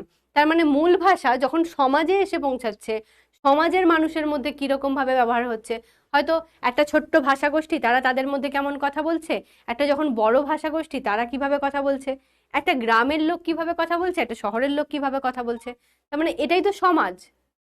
সমাজ কি, এগুলোই তো। বা আমি তোমাদের সাথে যেভাবে কথা বলছি, আমি বাড়িতে সেইভাবেই কি কথা বলি? অনেক ক্ষেত্রে হয়তো বলি, কিন্তু কি কোনো কোনো সময় আমরা খুবই ক্যাজুয়ালি কথা বলি বাড়িতে, বাড়ির লোকের সাথে। কখনো কখনো হতে পারে বাড়ির লোকের সাথে আমি ঝগড়া করি, তাই বলে কি তোমাদের সাথে ঝগড়া করব? সেটা নিশ্চয়ই নয়। সেটা মানুষের মানে মানসিক অবস্থার উপর ডিপেন্ড করছে, সেটা আবার অন্য দিকে চলে যাচ্ছে ওটা। কিন্তু সমাজের ক্ষেত্রেই অবশ্যই। তো বিষয়টা কি, যে যে কারণেই হোক না কেন, যখন আমরা কোনো একটা মানে সমাজের মানুষ হিসেবে, সমাজবদ্ধ মানুষ হিসেবে, কোনো ভাষা গোষ্ঠীর হোক, কোনো ব্যক্তির সঙ্গে হোক, আলাদা আলাদাভাবে কথা বলি, সেটা হচ্ছে সমাজ ভাষা বিজ্ঞান। ঠিক, এবার দেখো লাইন বাই লাইন পড়ি, তাহলে আরো ক্লিয়ার হবে ব্যাপারটা। ভাষা কিভাবে সমাজে কাজ করে, সমাজ কিভাবে ভাষার উপর প্রভাব বিস্তার করে, ভাষা বিজ্ঞানের যে শাখাটি এই নিয়ে চর্চা করে তাকেই আমরা সমাজ ভাষা বিজ্ঞান বলি। ঠিক, আমি যেটুকু মুখে বললাম সেটাই এখানে ভদ্র সুন্দর ভাষায় লেখা আছে। আমি খালি বোঝানোর জন্য বললাম, এখানে জাস্ট লেখা আছে। এক কথায় বলা যায় সমাজ ভাষা বিজ্ঞান হলো ভাষা ও সমাজের পারস্পরিক সম্পর্কের বিষয়। ভাষা আর সমাজ, এই যে বাংলা ভাষা আর সমাজ। বাংলা ভাষায় আমরা এখন এই যে বলছি যে ধরো কি বলবো, ধরো আমি বলছি যে দেখো তো বাইরে বৃষ্টি হচ্ছে, তোমাদেরকে আমি বলছি যে দেখো তো বাইরে বৃষ্টি হচ্ছে কিনা, ভালো করে একটা বললাম ভালোবেসে। এবার হয়তো আমার মাথা গরম আছে, আমাকে কোথাও একটা বেরোতে হবে, আর সেই মুহূর্তে বৃষ্টি নেমেছে, এই ডাকতো ডাকতো ডাকতো বৃষ্টিটা হচ্ছে কিনা, বিরক্ত লেগে যাচ্ছে, ভাষার টোনটা চেঞ্জ হয়ে গেল। ঠিক, তাহলে সমাজ যখন আমি আমার ছাত্রদের সঙ্গে আছি, যখন আমি আমার কলিগদের সঙ্গে আছি, তখন ভদ্রভাবে মার্জিতভাবে কথা বলবো। যখন আমার এই সমাজটা অর্থাৎ আমার পারিপার্শ্বিক পরিবেশটা চেঞ্জ হয়ে যাচ্ছে, হতে পারে সেটা আমার বন্ধু আছে, হতে পারে সেটা আমার ভাই আছে, আমি তাদের সাথে কি বলবো, আমি কিন্তু এতটা মার্জিত কথা বলবো না, ক্যাজুয়াল কথা বলবো, যতটা যেমন সাধারণ মানুষ সাধারণভাবে বলে থাকে সেটুকুটা বলবো। ঠিক তো, সেই ব্যাপারটাই এখানে বলা হয়েছে যে ভাষা আর সমাজ পরস্পরের ওপর কিভাবে নির্ভর করছে। এবার বলছে মানব সমাজের বাইরে ভাষার কোনো অস্তিত্ব নেই। স্বাভাবিক, মানব সমাজের বাইরে ভাষার কোনো অস্তিত্ব থাকবে কি? গরু গাধা কি কথা বলে, নাকি পাখিরা কথা বলে? হ্যাঁ, পাখিরা বলে অনেক সময় যদি মানুষ শেখায়, তাও ওই যে মানব সমাজের বাইরে নয়, মানুষ শেখাবে তবে তারা বলতে পারবে। মানব সমাজ যদি না থাকে তাহলে ভাষাও থাকবে না, ভাষার অস্তিত্ব নেই। সমাজে বিভিন্ন জাতির বিভিন্ন শ্রেণীর মানুষের মধ্যে ভাষার ব্যবহারের ভিন্নতা, এই জিনিসটা দেখতে হবে। সমাজের বিভিন্ন জাতির বিভিন্ন মানুষের বিভিন্ন শ্রেণীর মানুষের মধ্যে ভাষা ব্যবহারের ভিন্নতা, নারী পুরুষের মধ্যে ভাষা ব্যবহারের ভিন্নতা, অঞ্চল ভেদে পেশা ভেদে ভাষা ব্যবহারের ভিন্নতা, এগুলো সমাজ ভাষা বিজ্ঞানের আওতায় আসে। ঠিক, এটা পুরোটা মুখস্থ করার মতোই অবস্থা, পুরোটাই পড়তে হবে। তাহলে সমাজ ভাষা বিজ্ঞানের আওতায় কি কি আসছে, এগুলো আসছে যে বিভিন্ন জাতির মানুষ কিভাবে কথা বলছে, বিভিন্ন শ্রেণীর মানুষ কিভাবে কথা বলছে, মেয়েরা কিভাবে কথা বলছে, পুরুষরা কিভাবে কথা বলছে। নারী পুরুষে আবার কথাবার্তার ভেদ হয়? ভেদ তো হয়। যখন তোমরা ইজিলি বুঝতে পারবে, ইজিলি একটা জিনিস জাস্ট দেখবে, একটা নয় দুটো জিনিস খেয়াল করবে। একটা হচ্ছে মা এবং বাবার কথোপকথন খেয়াল করবে বাড়িতে থাকলে। ঠিক, মায়ের কথা, বাবার কথা, কথার টোনগুলোকে এবার থেকে ভাবতে শুরু করো।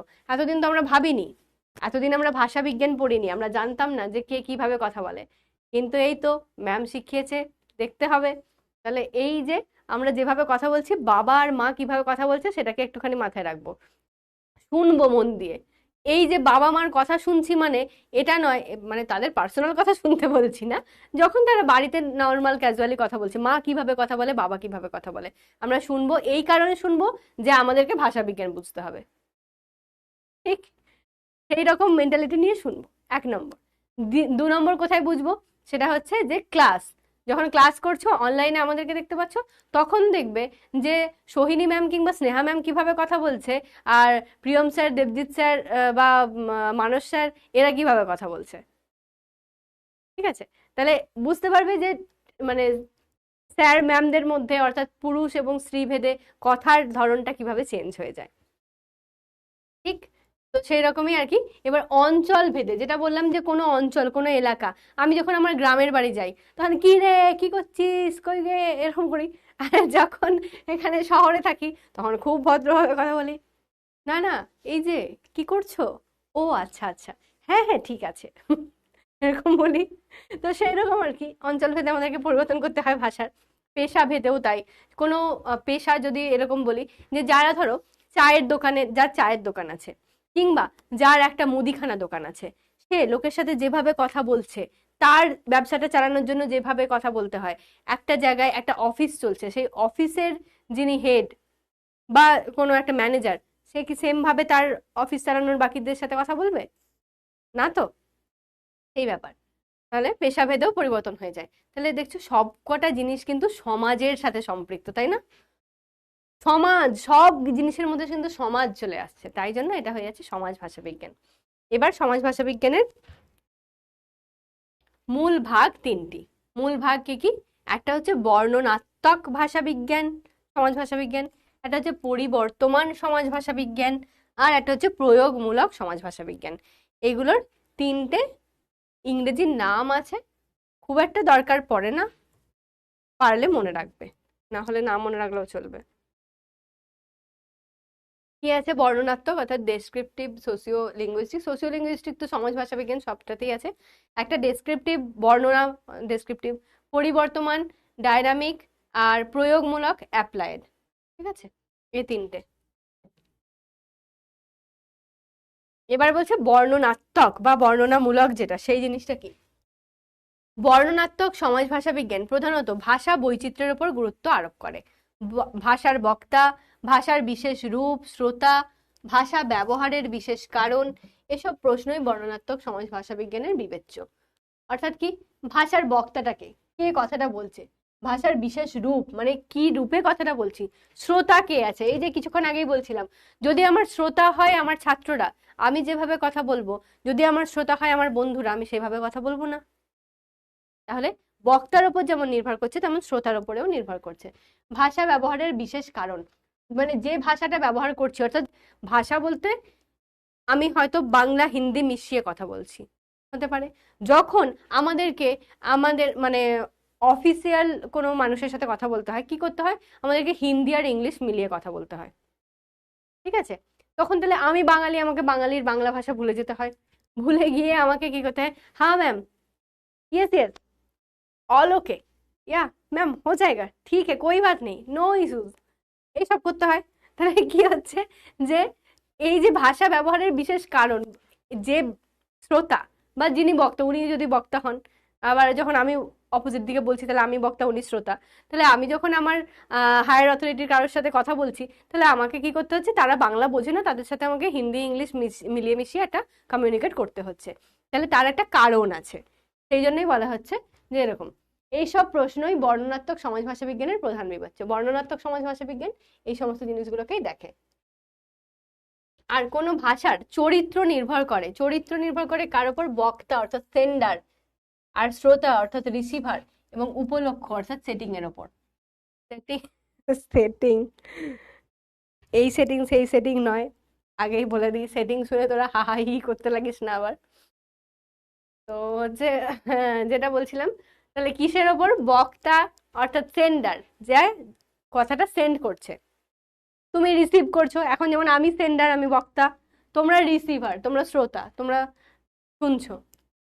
আর উপলক্ষ্য সেটিং, মানে যে উপলক্ষে কথাটা বলা হচ্ছে। দেখ আবার হাসতে শুরু করেছে, আমি জানি তো, আমি জানি এটা হাসি আসবে, ওই জন্য প্রথমেই বললাম যে হাসবি না। সেটিং হ্যাঁ ভাই, সেটিং হ্যাঁ, সবগুলোই যেন কেমন কেমন। সেন্ডার, ঠিক আছে, সেন্ডার ভালো কথা। রিসিভার, কল রিসিভ করার মতো মনে হচ্ছে রিসিভার। আর হচ্ছে সেটিং। হ্যাঁ, যাই হোক, এই তিনটে বিষয়ের উপর নির্ভর করে এটা কোয়েশ্চেন। আর দিয়ে দিই আমি একটা, এই সরে যাও।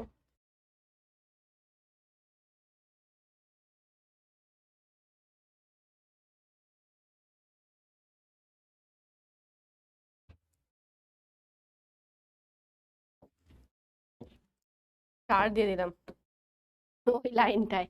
ঠিক আছে, এই তিনটে বিষয়ের উপর নির্ভর করে, তাই ওটা স্টার। সুতরাং প্রথমেই প্রয়োজন বক্তার সামাজিক পরিচয়। প্রথমে কি প্রয়োজন? বক্তার সামাজিক পরিচয় কি, অর্থাৎ তিনি পুরুষ না নারী, তার বয়স কত, সমাজের কোন স্তরের মানুষ, তার পেশা কি, এমনকি সে কোন সম্প্রদায়ের মানুষ, এইসব তার ভাষার রূপটির নির্ণায়ক। অর্থাৎ তাহলে তিনি, তার ভাষার রূপ কোথার উপর নির্ভর করবে? যে তিনি পুরুষ না নারী, তার বয়স কত। একটা বাচ্চা ছেলে মেয়ে যেভাবে কথা বলবে, বড়রা সেইভাবে কথা বলবে না। সমাজের কোন স্তরের মানুষ, অর্থাৎ যারা অভুক্ত নিম্ন গোষ্ঠীর মানুষ তারা, নাকি একটু ভালো তারা, নাকি আরেকটু ভালো, নাকি একেবারে উচ্চ স্তরে যারা। প্রত্যেকটা ধাপে ধাপে কিন্তু ভাষার পরিবর্তন হতে থাকে। তার পেশা কি, এই যে বললাম পেশার কথা, পেশাতেও আবার কেউ কিছু খারাপ মনে করো না, হতেই পারে যে কারো আবার হয়তো আমি এখন কিছু একটা বর্ণনা করার জন্য আমাকে বলতে হচ্ছে যে এইরকম পেশা বা ইত্যাদি, কিন্তু তাতে হয়তো কারোর মন খারাপ লেগে গেল বা ইত্যাদি। আমি কিন্তু কাউকে হার্ট করে বলতে চাইছি না, যেটুকু আমাদের বইয়ে লেখা আছে আমাকে বোঝাতে হবে বাবা, সেই জন্য দু একটা কথা হয়তো আমাকে বলতে হচ্ছে, ঠিক আছে? এবার এই যে আমি আম, উদাহরণ দিলাম যে চায়ের দোকানের যিনি কাজ করছেন বা মুদিখানার দোকানে যিনি কাজ করছেন, তাই বলে কি তাদেরকে আমি অসম্মান করছি? কেন, আমি চা খেতে যাই না চায়ের দোকানে? চায়ের দোকানের মানে যিনি চায়ের দোকানে কাজ করেন তাদেরকে দাদা দিদি বলে সম্বোধন করি না? করি তো। তাহলে এরকমই। তো সবার প্রতি আলাদা আলাদা একটা শ্রদ্ধা আছে প্রত্যেকটা পেশার মানুষের ক্ষেত্রে, কিন্তু বলতে হবে তাই বলি যে যারা ধরো ট্রলি চালাচ্ছে বা লরি চালাচ্ছে, তারা সারাদিন ওই যে পরিশ্রম করছে, কায়িক পরিশ্রম তাদের মধ্যে অত্যন্ত বেশি হচ্ছে, স্বাভাবিকভাবেই কি হয়, তারা আর তাদেরকে এমন এমন মানুষের সাথে ডিল করতে হয় তাদের কাজের ক্ষেত্রে যে তাদের ভাষা কিন্তু স্বাভাবিকভাবেই একটু খারাপ হয়ে যায়, তাদের মুখের ভাষায় গালিগালাজ ইত্যাদি একটু বেশি থাকে, ঠিক? এবার যারা একটু ভালো, যারা জানে যে হ্যাঁ আমরা ছোটখাটো হলেও কিছু একটা ব্যবসা করছি, একটা মোমোর দোকান দিয়েছি, একটা ফুচকার দোকান দিয়েছি, কিছু একটা করছি, তাহলে আমাকে আমার ব্যবসাটাকে বাঁচানোর জন্য আমাকে মানুষের সাথে সেইভাবে আলোচনা করতে হবে, সেইভাবে কথা বলতে হবে। কিন্তু আমি এলিট ক্লাস লোকের মতো yes, take some water, take some অমুক তমুক আমি বলতে পারি না। তাই তো? তাহলে আমাকে তো সেই রকম ভাষাটাকে মেনটেন করতে হবে যে হ্যাঁ ঠিক আছে, আমি এখন একটা ফুচকা বিক্রেতা, আমি ফুচকা বিক্রেতার মতো করেই কথাটা বলবো, ঠিক? তাহলে সেইভাবে কিন্তু এই যে ভাষার রূপটা চেঞ্জ হয়ে যায় বিভিন্ন মানুষ ভেদে, পেশা ভেদে। এরপর আসে শ্রোতা বা রিসিভারের সামাজিক পরিচয়। তাহলে প্রথমে আমরা পেলাম বক্তার সামাজিক পরিচয়, এরপরে কার আসছে? শ্রোতার। শ্রোতার সামাজিক পরিচয় অর্থাৎ আমি বক্তা, ঠিক আছে বুঝলাম যে আমি কোন স্তরেতে আছি সেই হিসেবে আমি কথা বলছি। এবার যখন শ্রোতা, তাদের কেমন বলা হচ্ছে দেখো, আমরা সহজেই দেখতে পাই যে আমরা গুরুজনদের সাথে যেভাবে কথা বলি, সমবয়সী বা বয়োকনিষ্ঠের সাথে সেভাবে কথা বলি না। একটু আগেই আমি যেটা বললাম সেটাই দেখো বুঝিয়ে দেওয়া আছে। এই কারণেই আমাদের ভাষায় আপনি, তুমি, তুই ভেদ আছে। বাংলা ভাষায় এটা ভেদ আছে, যদিও ইংরেজিতে নেই। ইংরেজিতে ওরা সবাইকে ইউ বলে, ইউ গাইজ আর অসম, যেটা তোমরা আমার কাছে ইউ গাইজ আর অসম। তো তো এটা, এই যে তুমি বলছি, কখনো আমি তুই বলছি, হয়তো সম্পর্কটা আমাদের একই থাকছে যে হ্যাঁ ছাত্র শিক্ষক সম্পর্ক, কিন্তু কখনো আমি ভালোবেসে তুমি বলছি, কখনো তুই বলছি, আমার নিজের ইচ্ছা মতো বলছি, কারণ আমি জানি যে এগুলো আমার ছানাপোনা, আমি যাই বলি ওরা কিছু মনে করবে না, ঠিক? এরকম। কিন্তু আমি তো আপনি বলবো না। আপনি বলবো কখন, যখন কাউকে মানে একটু পিছনে লাগা হবে, যে ও আপনার তো দেখছি বিশাল ডানা গজিয়েছে, আপনি তো দেখছি বিশাল এরকম অমুক মানুষ হয়ে গেছেন, আপনিটা বলবো কি রসিকতা করে, পিছনে লাগার জন্য, ঠিক তো? তো সেই রকম, সেটা আলাদা ব্যাপার।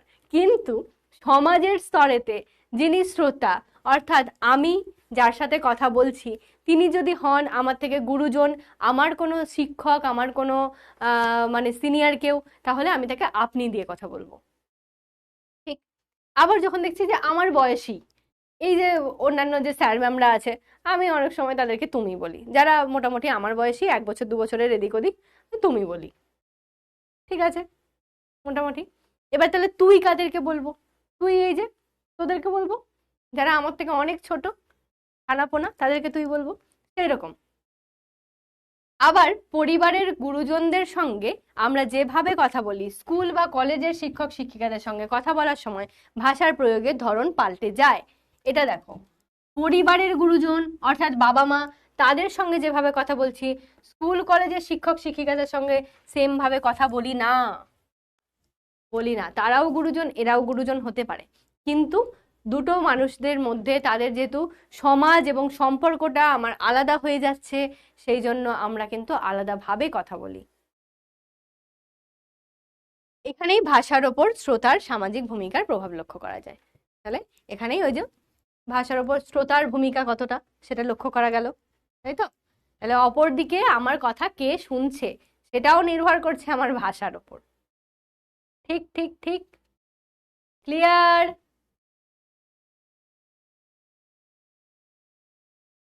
একটু বলে দাও ক্লিয়ার কিনা, পরেরটায় যাই। ও আচ্ছা, এটার মধ্যেই এখনো আছে আমি ভাবছি পরেরটা চলে এলো। ওকে, কি আছে দেখা যাক। ও আচ্ছা, সেটিংটা তো বলাই হয়নি। আরে ভাইয়ের সেটিং হলো না, আর ম্যাম আপনি বন্ধ করে দিচ্ছেন, সেটিং তো বলতেই হবে। বর্ণনামূলক সমাজ ভাষা বিজ্ঞানের তৃতীয় মাত্রা হচ্ছে উপলক্ষ্য বা সেটিং, অর্থাৎ সেটিং মিন্স কোন পরিস্থিতির উপর নির্ভর করে হচ্ছে। পরিস্থিতি বা পরিপ্রেক্ষিত অনুযায়ী ভাষা যে পাল্টে যায় তা ধরা পড়ে এই অংশের আলোচনায়। মানে দেখো, এই একটা লোক, এই একটা লোক, ঠিক আছে, এরা দুজন, এদেরকে কথা বলবে, সেম লোক, ঠিক আছে, সেম লোক, ধরো কথার কথা বলছি, কে হতে পারে? কাউকে তো একটা বলতে হবে। একটা ধরো বক্তা, আমি বক্তা স্নেহা, তাহলে শ্রোতাকে, শ্রোতা কিছু একটা নাম, শ্রোতা কেউ একজন আছে, সেম শ্রোতা থাকতে হবে কিন্তু, কিন্তু আমি এটা বোঝাবো যে সেটিং হিসেবে কি করে বদলে যাচ্ছে, ঠিক। শ্রোতার একটা কিছু নাম দে। আচ্ছা, আমি একবার চ্যাট বক্সটা অন করি, দেখি তো কি নাম সব থেকে বেশি আসে। শ্রোতার একটা নাম দাও, কয়েক সেকেন্ড সময় দেবো, বেশি নয়। দিগন্ত বলছে আমি।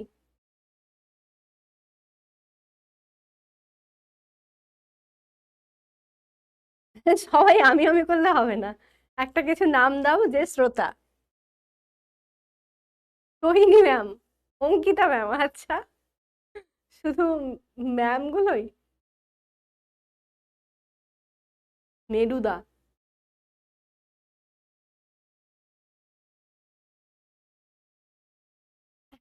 সব উল্টো পাল্টা, পটল দা, বাহ,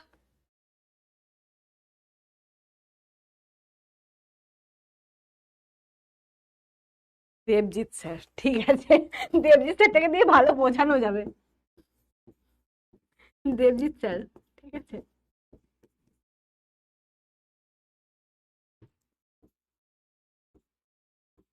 এটা স্নেহা ম্যাম, আর এটা দেবজিৎ স্যার, আমি চ্যাট অফ করে দিচ্ছি, দেবজিৎ স্যারকে দিয়ে বোঝাচ্ছি, ঠিক আছে।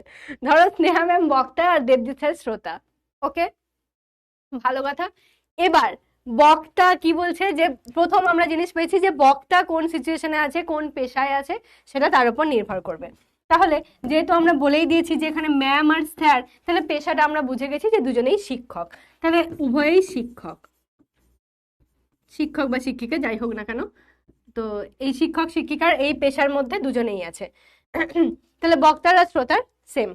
এবার বলছে যে এরা দুজন কি কি পরিস্থিতিতে কি কি ভাবে কথা বলবে। যখন ক্লাসের মধ্যে আছি, ঠিক, এখানে পরিস্থিতি একটা দিচ্ছি, ধরো ক্লাস, একটা ক্লাস চলছে হয়তো, এমন একটা ক্লাস যেখানে হয়তো স্যারকেও আসতে হয়েছে, আমাকেও আসতে হয়েছে, সেই ক্লাসের মধ্যে আমি কিভাবে কথা বলবো, যেভাবে তোমাদের সাথে এখন কথা বলছি, যে হ্যাঁ এই জিনিসটা কি কি হয়েছে, আচ্ছা এটা এরকম হয়েছে, আচ্ছা স্যার আপনি বলুন তো এই এই বিষয়টা, এই যে বিজ্ঞানের বিষয় এখানে বলা হয়েছে যে মানুষের অঙ্গ প্রত্যঙ্গের সঙ্গে ভাষার তুলনা করা হয়েছে, তাহলে আপনি তো বায়োলজিস্ট স্যার, আপনি একটু মানুষের অঙ্গ প্রত্যঙ্গ ব্যাপারগুলো একটুখানি বলে দিন তো। স্যার বললো আমি তো বোটানি, আমি হচ্ছে মানুষের অঙ্গ প্রত্যঙ্গ বলবো না, ইত্যাদি, হয়তো স্যার এরকম ভাবে কথা বলছেন, ঠিক আছে। তাহলে ক্লাসের মধ্যে গেল এই কথাবার্তা। ক্লাসের বাইরে যখন স্যার আর আমি চা খেতে যাব, তখন স্যার কিভাবে বলবে, আরে দূর এইসব ক্লাস নিতে ভালো লাগে নাকি, এত ক্লাস নিচ্ছি, এই সেই, হ্যাঁ, তখন কিন্তু আর স্যার ম্যাম আপনি দিয়ে যেটা বলছিলাম, স্যার আপনি একটু বলুন তো, ম্যাম আপনি একটু বলুন তো, এটা কি হতে পারে, স্যার আমার সাথে এরকম কথা বলবে, তখন চা খেতে বলবো, হ্যাঁ স্নেহা শোন না, বলছি যে এই হচ্ছে তুই কি চা খাবি নাকি শুধুমাত্র বিস্কিট খাবি। হ্যাঁ, তখন হয়ে গেল কিন্তু বোনের মতো, মানে স্যার জাস্ট লাইক আমি স্যারের বোন এরকম টাইপের, স্যার এরকম ভাবেই বলেন, ঠিক আছে। তো আমার তখন আর দেবজিৎ স্যার থাকে না, দেবজিৎ দা হয়ে গেল, ঠিক। আমি বলছি দেবজিৎ দা তুমি কি একটু ম্যাগি খাবে, তাহলে আমার জন্য একটা নিও তো, তাহলে স্যার কি বলবেন, তুই আবার ম্যাগি খাবি, না না তোকে আমি ম্যাগি দেবো না, তুই এক কাজ কর, তুই শুধু চা বিস্কুট খা, হয়ে গেল। তাহলে চায়ের দোকানে,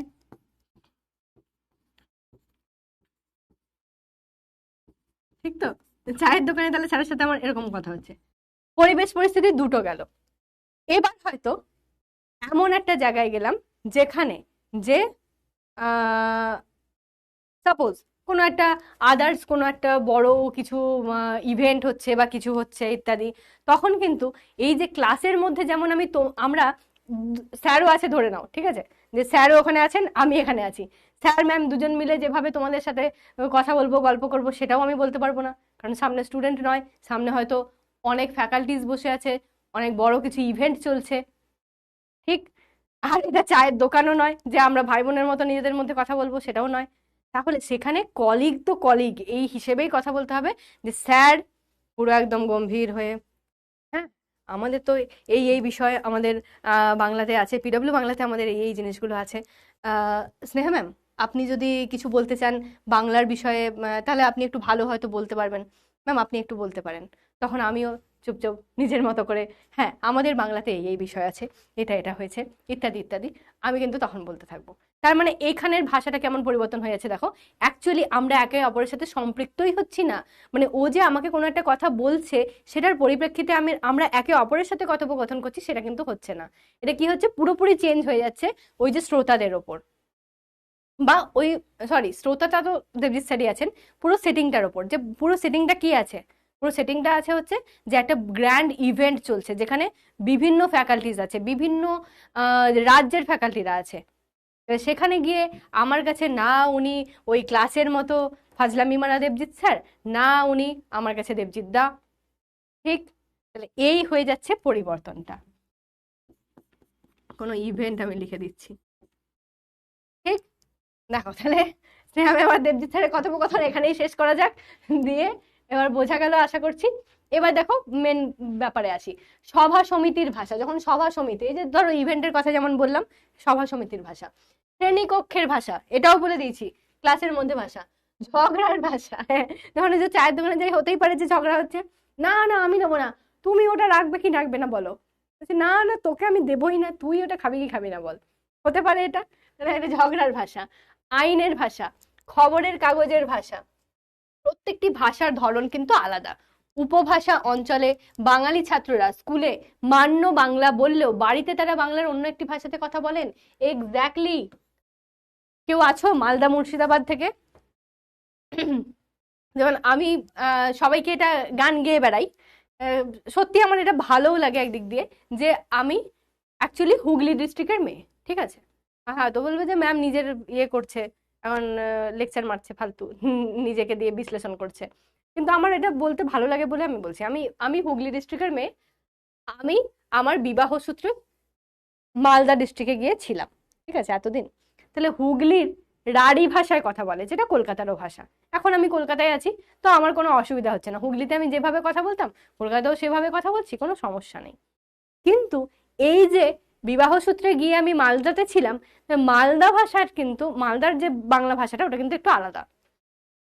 ওরা এইভাবে কথা বলে না, ওরা কি বলে, হয়তো আমাকে কিছু খাওয়ার জন্য আমার পরিবারের লোকজন কিছু বলছে, হ্যাঁ খাবা নাকি, না আমি এখন খাবো না, আপনি খাবেন, হ্যাঁ খেয়ে নিলে তো ভালোই হয়, চলো খেয়ে নি। এই যে একটা টান, কিংবা খাবা নাকি, যাবা নাকি, হায় হায় কি করছিস রে, এই যে জিনিসটা, কি করছিস রে, এটা কিন্তু আমরা বলি না, কিন্তু মালদা মুর্শিদাবাদ এলাকায় এইরকম টানটা আছে, বিশেষ করে মালদাতেই আমি বলছি। মালদাতে বরেন্দ্রী উপভাষা আছে, তো বরেন্দ্রী উপভাষার এগুলো বৈশিষ্ট্য, এরকম চেঞ্জেস আসে। কিন্তু যারা মালদায় পড়াশোনা করছে, বা মালদার আমার স্টুডেন্টও আছে নিশ্চয়ই এখান থেকে কেউ কেউ, তারা কি এই বইয়ের ভাষাটা লিখছে না, তারা কি বলছে যে যাবা খাবা চলবা করবা, তারা কি বলছে যে কি করছিস রে, নিশ্চয়ই নয়, কি করছিস জিজ্ঞাসা চিহ্ন। তার নিজস্ব ভাষাটা মানে পারিবারিক ক্ষেত্রে তাদের এলাকার ভাষাটা যাই হোক না কেন, তাকে কিন্তু মান্য ভাষাতে লিখতে হয়, কিন্তু তারা কথা বলছে অন্য ভাষাতে। সুতরাং কোথায় কথা বলা হচ্ছে এটি ভাষার ক্ষেত্রে একটা বড় ভূমিকা গ্রহণ করে।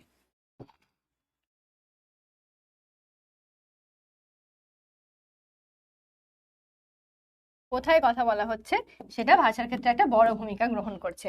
এই যে উপলক্ষ অনুযায়ী ভাষার বা উপভাষার বদল হয়, তাকে সমাজবিজ্ঞানীরা বলছেন রেজিস্টার। এটা কোয়েশ্চেন, রেজিস্টার কাকে বলে, কিন্তু এরকম ভাবে কাকে বলে তো আসবে না, এই পুরো লাইনটা হয়তো দিয়ে দেওয়া হলো, উপলক্ষ অনুযায়ী ভাষার বা উপভাষার যে বদল হয় তাকে বলা হয়, দিয়ে চারটে অপশন, তাকে কি বলা হয়, রেজিস্টার বলা হয়। কোনো ব্যক্তি বিশেষের, এবার এটা একটা গেল, এটা অন্য একটা, কোনো ব্যক্তির বিশেষ উপভাষার যে বিশেষ রীতি ব্যবহার করে তাকে বলে কোড। কোনো ব্যক্তি কি করে, বিশেষ উপভাষার বিশেষ রীতি ব্যবহার করে। আমি আমি একটা ব্যক্তি, আমি যখন হুগলিতে থাকছি, আমি সরাসরি এই যে যেভাবে কথা বলছি, বা কলকাতায় থাকছি যেভাবে কথা বলছি, এটা কি, রাঢ়ী ভাষার রীতিটাকে মেনে আমি কথা বলছি, তাহলে এটা হয়ে গেল আমার কোড। কিন্তু এই ব্যক্তিটাই যখন গিয়ে মালদায় ওই যে করলা চললা, কোথায় চললা গো, যাবা নাকি দাদা, এই যখন বলবো, তখন কি হচ্ছে, আমার নিজের ভাষা রীতিটা ওখানে বদলে যাচ্ছে, সেটা হয়ে যাবে কোড বদল। এই যে এখানটা দেখো আছে, সেই ব্যক্তিটাই যদি ভাষার পরিস্থিতি অনুযায়ী নিজেকে বদলে নেয়, তাহলে সেটা হয়ে যাবে কোড বদল বা কোড সুইচিং। দেখছো, নিজেদেরকে দিয়ে তুলনা করে বললে কত সহজে এগুলো পড়া যায়। আর যখন এই যে গাঁজাখুরি সেই পড়েই যাব, হ্যাঁ ম্যাম বইটা নিয়ে বসেছি, ওরে বাবা এই বর্ণনামূলক ভাষাবিজ্ঞান, সমাজ ভাষাবিজ্ঞান এইসব পড়তে পড়তে তো মাথা খারাপ হয়ে যাচ্ছে, এত বড় বড় লেখা, কি দরকার বাবা এত বড় বড় লেখা অত ওরকম করে পড়ার। পড়বো নিজের বাস্তব উদাহরণ দিয়ে। যখন বলছি বক্তা, যখন বলছি শ্রোতা, তখন আমি আমার জায়গায় নিজেকে বক্তাকে বসাবো, শ্রোতাটাকে নিজের ভাইকে, নিজের বাবাকে, মাকে, বন্ধুকে, যাকে পারবো তাকে বসাবো, বসে আমি বোঝার চেষ্টা করব যে এর সাথে আমি কিভাবে কথা বলি, ওর সাথে আমি কিভাবে কথা বলি। বন্ধুরা আবার ভাগ থাকে, খুব জিগরি দোস্ত থাকে, তাকে গালি টালি দিয়ে উল্টাপাল্টা কথা বলি। কোনো বন্ধু আছে যারা শুধুমাত্র ক্লাসমেট কিন্তু ভালো বন্ধু, তাদের সাথে একটু ভদ্রভাবে কথা বলি। তাহলে এইভাবে আমরা নিজেদেরকে পরিবর্তন করি, সেটা দিয়ে মনে রাখবো। তাহলে কি বললাম, উপলক্ষ অনুযায়ী, সেটিং অনুযায়ী ভাষার যে পরিবর্তন, সেটাকে বলছি রেজিস্টার। যখন একটা ব্যক্তি কোনো একটা বিশেষ উপভাষার কথা বলছে, সেটা হচ্ছে কোড। এটাই মনে রাখবি, সেম জিনিস মনে রাখবি। স্নেহা ম্যাম, স্নেহা ম্যাম কলকাতার মেয়ে বা হুগলির মেয়ে, সেই হিসেবে ম্যাম কি করে, ম্যাম উপভাষা হিসেবে রাঢ়ী ভাষাটাকেই ব্যবহার করে। ম্যামের 99% ভাষা হচ্ছে রাঢ়ী ভাষায় ব্যবহার। কিন্তু ম্যাম যখন মালদা চলে যায়, যখন শ্বশুর বাড়ি যায়, তখন ম্যাম গিয়ে কি ভাষা বলে, মালদার যে বরেন্দ্রী ভাষা আছে সেই ভাষাটাও মাঝে মধ্যে বলতে হয়, হয়তো পরিস্থিতি বিশেষে ম্যামকে বলতে হয় কথাটা। তাহলে ম্যাম কি করে, তখন কোড সুইচ করে নেয়, অর্থাৎ তার যে কোডটা ছিল রাঢ়ীর কোড ছিল, কোডটাকে সুইচ করে কোথায় চলে গেল, বরেন্দ্রীতে চলে গেল। ঠিক, তাহলে কোড আর কোড সুইচিং ইজি হয়ে গেল। নেক্সট, পরিবর্তমান সমাজ ভাষা বিজ্ঞান। সচল বা পরিবর্তমান সমাজ ভাষা বিজ্ঞান সমাজ ভাষাকে মূলত ইতিহাসের দিক থেকে দেখে, কোনো বিশেষ সমাজ ভাষার উদ্ভব, বিবর্তন, বিস্তার, সংকোচনের ধারা নিয়ে ভাষা বিজ্ঞানের এই শাখাটি কাজ করে। যেমন ধরা যাক কোনো একটি বিশেষ ভাষাগোষ্ঠীর মানুষ, এখান থেকে দেখো, যেমন ধরা যাক থেকে, ঠিক আছে, কোনো একটি বিশেষ ভাষাগোষ্ঠীর মানুষ যখন আরেকটি ভাষাগোষ্ঠীর মানুষের সঙ্গে সম্পর্কিত হয়, তখন দেখা যায় নিজেদের নতুন সমাজের দুই ভাষাই তার ভাষা ব্যবহারের মধ্যে চলে আসে। একটু আগেই কি বলছিলাম, যে আমার আশেপাশে যদি হিন্দি ভাষীরা থাকে, আমার আশেপাশে যদি উড়িয়া ভাষীরা থাকে, তাদের ভাষাগুলো একটু একটু করে আমাদের মধ্যে আত্মস্থ হতে থাকে, আমরা তাদের মতো করে বলতে থাকি। আমরা কি বলি, যে থোড়ি না চল सकते हैं, চল, থোড়ি না চল सकते हैं, এটা কি, এটা হিন্দি ভাষা, কিন্তু আমরা অনেক সময় কি বলি, এটা থোড়ি না তোর কাজ, এটা থোড়ি না আমি পারবো, থোড়ি না কি, এটা বাংলা শব্দই তো নয়, কিন্তু আমরা বাংলার সাথে ওটা আত্মস্থ করে নিয়েছি, আমরা ওইভাবেই বলি। তাহলে এই যে দুটো ভাষা, হিন্দির সাথে এতটাই আমরা এখন সম্পৃক্ত হয়ে গেছি যে হিন্দি ভাষা আমরা সব সময় ফোনেতে, টিভিতে দেখছি, কার্টুন দেখছি বা সিনেমা দেখছি, যাই দেখি না কেন, সেটার সাথে সাথে এমনই অভ্যস্ত হয়ে গেছি যে দুটো ভাষা মিলিয়ে মিশিয়ে একটা ব্যবহার হয়ে যাচ্ছে। এরকম ক্ষেত্রে অনেক সময় দেখা যায় যে হয় দুটি ভাষাই সমান্তরালভাবে থেকে যায়, অথবা কোনো একটি ভাষা অন্য ভাষার প্রভাবের সময়ের সঙ্গে সঙ্গে হারিয়ে যায়। তার মানে কি বলছি, যে দুটো ভাষা অনেক সময় সমান্তরাল থেকে যায়, দুটো ভাষাই অ্যাভারেজে চলছে, দুটো ভাষাকে সমান সমান আমরা ব্যবহার করছি। অথবা অনেক সময় কি হচ্ছে, অন্য একটা ভাষার প্রভাবে একটা ভাষা আস্তে আস্তে হারিয়ে যাচ্ছে। যদি একটু নিচু গোষ্ঠীর কোনো ভাষা হয়, তাদের ভাষাগত হয়তো কিছু ত্রুটি আছে, সেগুলো আস্তে আস্তে কিন্তু হারিয়ে গিয়ে একটা সাধারণ ভাষায় চলে আসে। প্রথমটিকে আমরা বলতে পারি দ্বিভাষিকতা, অর্থাৎ এই যে দুটি ভাষা যখন সমান্তরাল ভাবে থেকে যায়, সেটাকে বলতে পারি আমরা দ্বিভাষিকতা বা বাইলিঙ্গুয়ালিজম। এই জিনিসটা এক, ঠিক আছে। আর দ্বিতীয়টির ক্ষেত্রে অর্থাৎ যখন বলছে কোনো একটি ভাষা অন্য ভাষার প্রভাবের সঙ্গে সঙ্গে হারিয়ে যায়, এই জিনিসটা দ্বিতীয়টা, এটা এসে যায় ভাষার সংরক্ষণ বা মেনটেনেন্সের, ঠিক আছে। পাশাপাশি হচ্ছে ভাষার মেনটেনেন্স, এই জিনিসটা চলে আসছে, ভাষার সংরক্ষণ বা মেনটেনেন্স। তাহলে এটা হচ্ছে 1 নম্বর আর এটা হচ্ছে 2 নম্বর, দ্বিতীয়টির ক্ষেত্রে যেহেতু বলেছে। আশা করছি বোঝা গেল। পাশাপাশি ক্রেওল আর পিজিনের কথা আছে। ক্রেওল আর পিজিনটা তোমাদের বইয়ে কোনো ডিটেলস নেই, পড়ার দরকার নেই, তাও একটু শর্টে বলে দিচ্ছি। ক্রেওল হচ্ছে মানে পিজিন মেনলি হচ্ছে এমন একটা ভাষা যে ভাষাটার সূত্রে আর কি, ধরো মেন একটা যে কোনো ভাষা ধরে নিচ্ছে, হয়তো হিন্দি ভাষা, হিন্দি ভাষা যেভাবে তৈরি হয়েছে পিজিনটা সেইভাবেই আর কি সেই হিন্দি ভাষাটাকে নিয়ে চলছে। আর ক্রেওলটা কি অন্যান্য ভাষার পারিপার্শ্বিক বিষয়টাকে মিলিয়ে হিন্দিটাকে গ্রহণ করছে এবং নিজে তৈরি হচ্ছে, ঠিক আছে। যেমন ওই যে বলছে যে একসাথে চলা আর হচ্ছে অন্য একটা ভাষাকে একটুখানি দমিয়ে দেওয়া, এই যে ব্যাপারটা, এটাই ওই ক্রেওল পিজিন ওই রকম ভাবে গড়ে ওঠে। নেক্সট প্রয়োগমূলক বা অ্যাপ্লাইড, থার্ড যেটা ছিল। সমাজ ভাষা বিজ্ঞানের শেষ ভাগ হচ্ছে প্রয়োগমূলক বা অ্যাপ্লাইড সোশিওলিঙ্গুইস্টিক। মাতৃভাষা শেখানোর পদ্ধতি, অন্য ভাষা শেখার পদ্ধতির উদ্ভাবন, অনুবাদ নীতি, লিপি প্রণালী, এটা সহজ, সব থেকে সহজ। মাতৃভাষা শেখানোর পদ্ধতি অর্থাৎ যেভাবে একটা বাচ্চাকে আমরা মাতৃভাষাটা শেখাই, অন্য ভাষা শেখার পদ্ধতির উদ্ভাবন, অন্য ভাষা যখন শিখবো সেটাকে কিভাবে শিখবো, তাদের অ আ ক খ দিয়ে শুরু করব নাকি সরাসরি শব্দ দিয়ে শুরু করব, এটা। অনুবাদ নীতি, আমরা তো অনুবাদ করি, যেমন ফরাসি থেকে, স্প্যানিশ থেকে বাংলা অনুবাদ, এরকম আমরা অনেক গল্প কবিতা পড়ে থাকি, সেই যে অনুবাদ নীতি। লিপি প্রণালীর উদ্ভাবন অর্থাৎ কোন লিপি কিরকম সেটা উদ্ভাবন। পরিমার্জনা সংশোধন মানে কোনো কিছু সংস্কার সংশোধন করা, বানান চেঞ্জ করা, ভাষার পরিকল্পনা, এই সমস্ত দিক থেকে রাষ্ট্রভাষা ও সংযোগের ভাষা ইত্যাদি বিষয়ে সিদ্ধান্ত গ্রহণ, এইসব থাকে প্রয়োগমূলক ভাষা বিজ্ঞানের অন্তর্গত। মানে মেন কথা হচ্ছে প্রয়োগ মানে অ্যাপ্লাইড, যেটা আমরা অ্যাপ্লাই করে থাকি, প্রয়োগ করে থাকি। তার মানে যদি হয় যে একটা শিশু জন্মেছে, তাহলে তার বাবা মা তাকে ভাষা বলা শেখাচ্ছে, তার মানে কি অ্যাপ্লাই করছে নিজেদের ভাষার নলেজটাকে বাচ্চাটার উপর অ্যাপ্লাই করছে।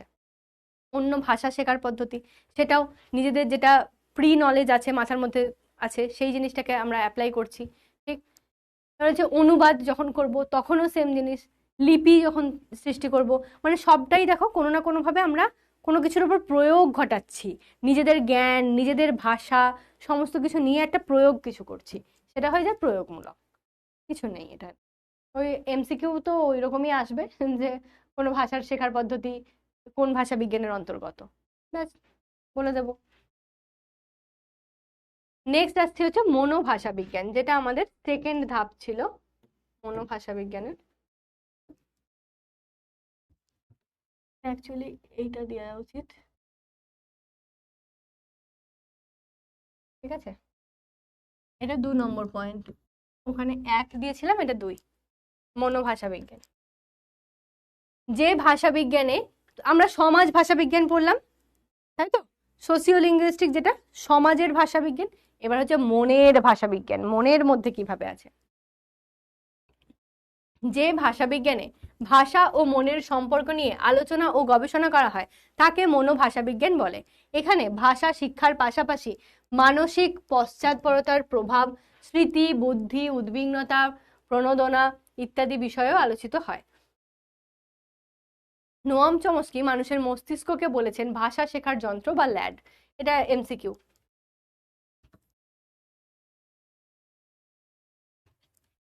ভাষা শেখার যন্ত্র বা ল্যাড, ল্যাডের ফুল ফর্ম, এটাও এমসিকিউ, ল্যাঙ্গুয়েজ অ্যাকুইজিশন ডিভাইস।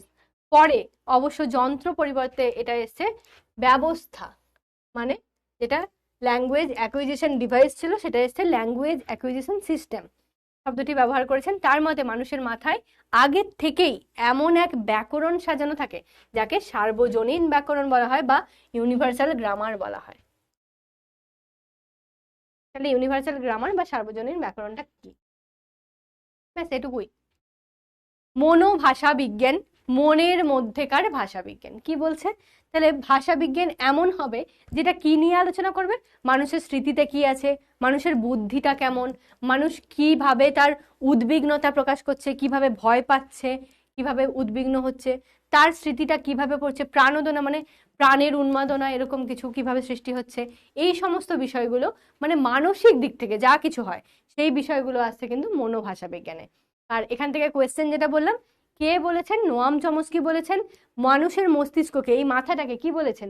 ভাষা শেখার যন্ত্র, ল্যাঙ্গুয়েজ অ্যাকুইজিশন ডিভাইস বা এলএডি, ল্যাড, এটাই আসে পরীক্ষায়। এবার এটা কি বলা হচ্ছে যে এই যন্ত্রটাকে বাদ দিয়ে একসময় সিস্টেম করা হয়েছে, মানে ডিভাইসের বদলে সিস্টেম বলা হয়েছে। এবার মানুষের এই যে ইউনিভার্সাল গ্রামার বা সার্বজনীন ব্যাকরণ কি, তিনি বলতে চাইছেন একটা মানুষ যখন জন্মাচ্ছে আস্তে আস্তে বড় হচ্ছে, তার মাথার মধ্যে একটা আগের থেকেই ঢোকানো আছে এক ধরনের ব্যাকরণ, সেই জন্য সে ঠিকভাবে বাক্যটা বলতে পারছে। না হলে ওই যে আমরা যে 9-10-এ শিখেছিলাম বাক্যের যে রীতিগুলো, যোগ্যতা, আসক্তি, আকাঙ্ক্ষা, এইগুলো মেনটেন হতো না, মানুষ তাহলে ভুলভাল বকতো, অর্ধেক কথা বলে থেমে যেত, আকাঙ্ক্ষা রয়ে যেত। আর কিছুটা হয়তো যে যেটা যোগ্যতার অভাব, যেমন বলা হয় রাতে আকাশে সূর্য উঠেছে, কোনো যোগ্যতা নেই, তার মানে কি তার মাথার মধ্যে সেইটুকু ব্যাকরণ কিন্তু অটোমেটিক আছে, ঠিক তো? সেটাকেই বলা হচ্ছে ইউনিভার্সাল গ্রামার। ব্যাস, খতম। আর কি, ইজি হয়ে গেছে, খতম। আচ্ছা, চ্যাপ্টারের একটুখানি সামারি দিয়ে দিই আমি। প্রথমটা কি ছিল আমি তো তাই ভুলে গেলাম, তুলনামূলক, ঐতিহাসিক আর বর্ণনামূলক ছিল, ঠিক আছে। তুলনামূলক,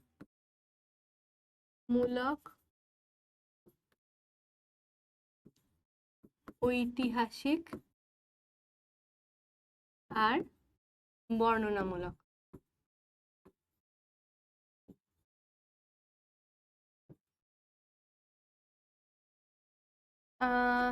স্যার 10 মিনিট এক্সটেন্ড করে দিন, ঠিক আছে। হ্যাঁ দেখে নিয়েছি একবার, আরেকবার দেখবো। পরের দিন হবে।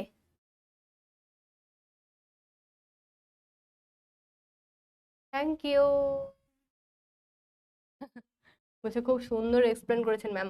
এটা সুন্দর এক্সপ্লেন করার থেকেও বড় কথা যদি তোমাদের মাথায় থাকে, আমি তার থেকে বেশি খুশি আর হব না। যে ভাষা বিজ্ঞান সবাই বলে খুব কঠিন খুব কঠিন, মাথায় থাকতে চায় না, বারবার পড়তে হয় একই জিনিসকে। আমি তো বলবো এই ক্লাসটা আর একবার দেখে নিও, কোনো এক সময় ফাঁকা সময়ে যখন পড়ার মন করবে না, তখন এক সময় ক্লাসটা দেখে নিও। আর মনে রাখবে যে ম্যাম কি কি প্র্যাকটিক্যাল উদাহরণ দিয়েছিল, ঠিক আছে? তাহলে কিন্তু মনে থেকে যাবে। তুলনামূলক, যখন বিভিন্ন ভাষার মধ্যে তুলনা করছি,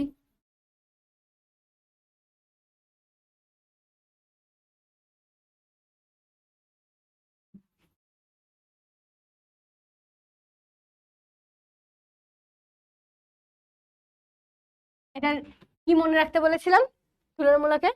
ভাই বোন,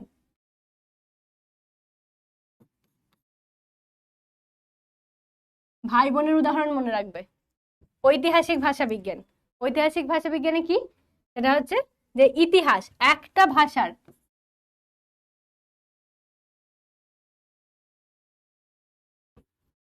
অতীত ইতিহাসকে খুঁজে বের করছে।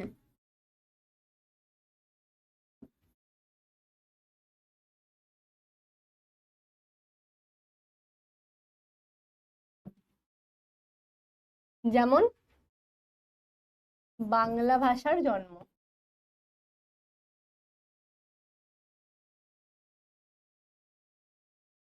আর বর্ণনামূলক কি, সমস্ত কিছুর বর্ণনা করা হচ্ছে, যেখানে বর্ণনার কিছু ভাগ ছিল, আমি তো নিজেই ভুলে গেলাম বর্ণনামূলকের কিছু ভাগ দেওয়া ছিল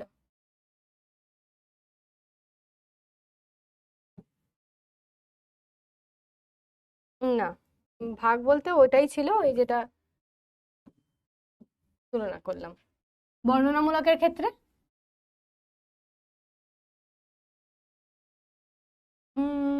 এক সেকেন্ড, ওটা কি?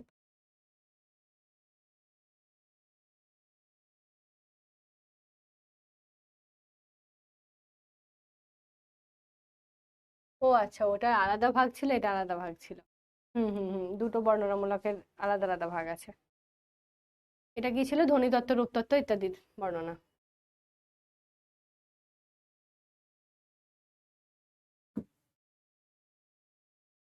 মানে যে ভাষার এখনো,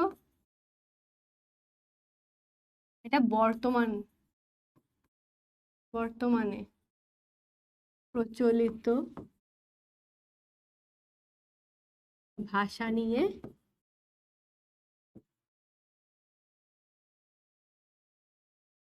আলোচনা করে।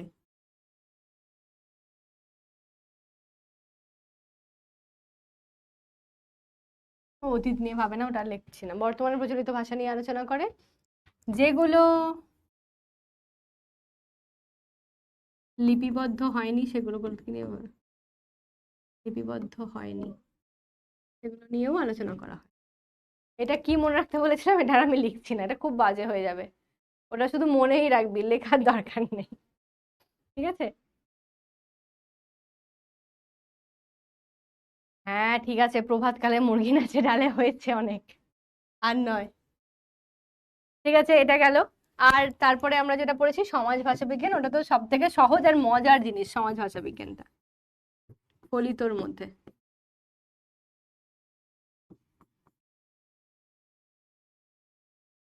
এখানে ফলিত লিখছি। ফলিতর দুটো ভাগ, একটা হচ্ছে সমাজ ভাষা বিজ্ঞান আর একটা হচ্ছে মনোভাষা বিজ্ঞান।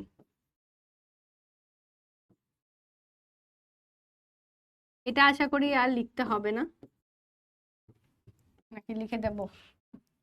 একটা তো সমাজের উপর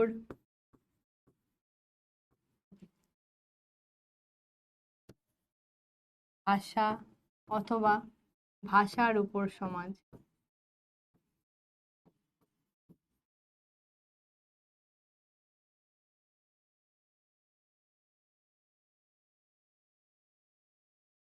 সমাজের উপর ভাষা, ভাষার উপর সমাজ নির্ভরশীল। আর মনোভাষা বিজ্ঞান মানসিক দিক, মনের আবেগ, বুদ্ধি, স্মৃতি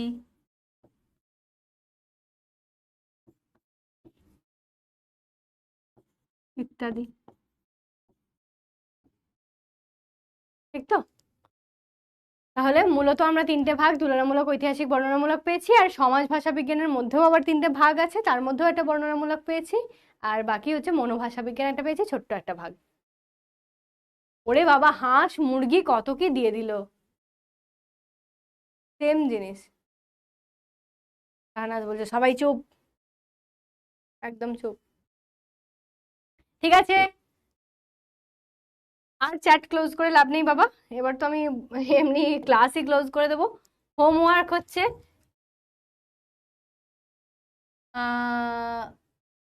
কি লিখবো?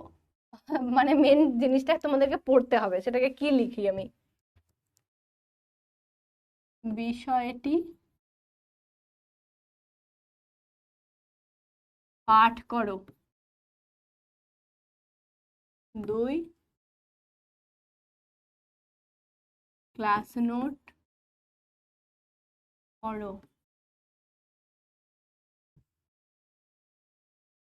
আর কিছু বলার নেই আমার। ডাউট দেখে নিচ্ছি একটু। বর্ণনামূলকটা কিভাবে মনে রাখবো বললেন না ম্যাম, ভুলে গেছি।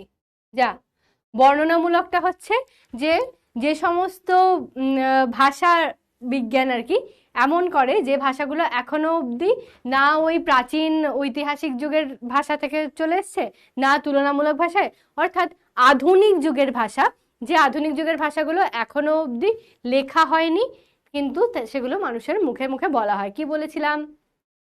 চ্যাং ফুং ইং বিং কিছু একটা মনে রাখবি। কিরকম? যে হয়তো কোনো একটা এমন দ্বীপ আছে, ধর এমন কোনো একটা ছোট্ট দ্বীপ আছে যেখানে দ্বীপেতে কিছু কিছু জনগোষ্ঠীর মানুষ বসবাস করে, কিন্তু তারা কি ভাষায় কথা বলে? কিছু একটা বলে, নিজেদের মধ্যে কিছু একটা বলে দিল, ও ওদিকে কিছু একটা আনতে চলে গেল, এদিকে চলে গেল, ওদিকে যা বাবা, আরে ভাই বললোটা কি? আমরা বুঝতে পারছি না, কিন্তু ওরা তো বুঝতে পারছে। তার মানে কি, এটা মনে রাখবি যে ওই উল্টোপাল্টা ইং বিং ভাষাতে যারা কথা বলে, যেগুলো আমরা বুঝি না, কিন্তু আর তাদের কোনো লিপিবদ্ধ রূপও নেই, তাদেরকে লেখাও হয়নি, কিন্তু এই লোকটা কি বলছে, এর বর্ণনাটা এ শুনে বুঝতে পারছে, ঠিক? এর বর্ণনা এ বুঝতে পারলো, বুঝতে পেরে এ কোনো একটা কাজে চলে গেল। তাহলে ওই ওই হিসেবে মনে রাখবি যে ওটা হচ্ছে বর্ণনামূলক। ওকে, থামস আপ। ম্যাম, দ্বিভাষিকতাটা একবার বলে দিন। দ্বিভাষিকতা বলতে বোঝাচ্ছে যে দুটো ভাষা, ঠিক আছে, দুটো ভাষা পাশাপাশি আছে, ধর হিন্দি একটা, বাংলা একটা, ঠিক? এই দুটো ভাষা পাশাপাশি অবস্থিত দুটো গোষ্ঠীর মধ্যে কথাবার্তা চলছে। এবার আমার আশেপাশে হিন্দি ভাষী লোক আছে, আমি নিজে বাংলা ভাষী লোক, দুটোকে মিলিয়ে আমি কথা বলবো, মানে বাংলা আর হিন্দি সমানভাবে চলবে,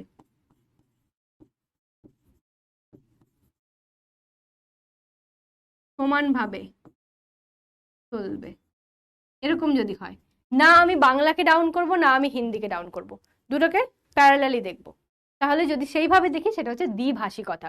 মানে একটা মানুষ সেম ভাবে বাংলা বলছে, সেম ভাবে হিন্দি বলছে, যেটা হ্যাঁ অনেকটা আমরা বলে থাকি, সেটা হচ্ছে দ্বিভাষিকতা, ঠিক আছে? আর যেটা সংরক্ষণ বলছিল, ওটা কি বলছিল, যে হয়তো একটাকে আমি ডাউন করে দিয়েছি, হয়তো আমার আমার মানে হিন্দি এখন রাষ্ট্রীয় ভাষা হয়ে গেছে, মানে হিন্দিটা এতটাই আমি মানে ছেয়ে গেছি, হিন্দি নিয়ে এতই কথা বলছি যে নিজের বাংলা ভাষাটাকে আমি হয়তো ডাউন করে দিচ্ছি। তাহলে তার কিন্তু সংরক্ষণের দরকার, এই যে বাংলাটা আসলে ডাউন হয়ে যাচ্ছে, ওকে তুলে ধরা দরকার, ওকে সংরক্ষিত রাখতে হবে। কি বলছে ম্যাম? ল্যাস বলবো না ল্যাড? পরিবর্তন কিচ্ছু বলার দরকার নেই, পরীক্ষায় যেটা আসবে সেটা লিখবি। যদি আসে LAD এর ফুল ফর্ম, তাহলে ল্যাঙ্গুয়েজ অ্যাকুইজিশন ডিভাইস লিখবি। যদি বলে LAS এর ফুল ফর্ম, তাহলে ল্যাঙ্গুয়েজ অ্যাকুইজিশন সিস্টেম লিখবি, ঠিক আছে?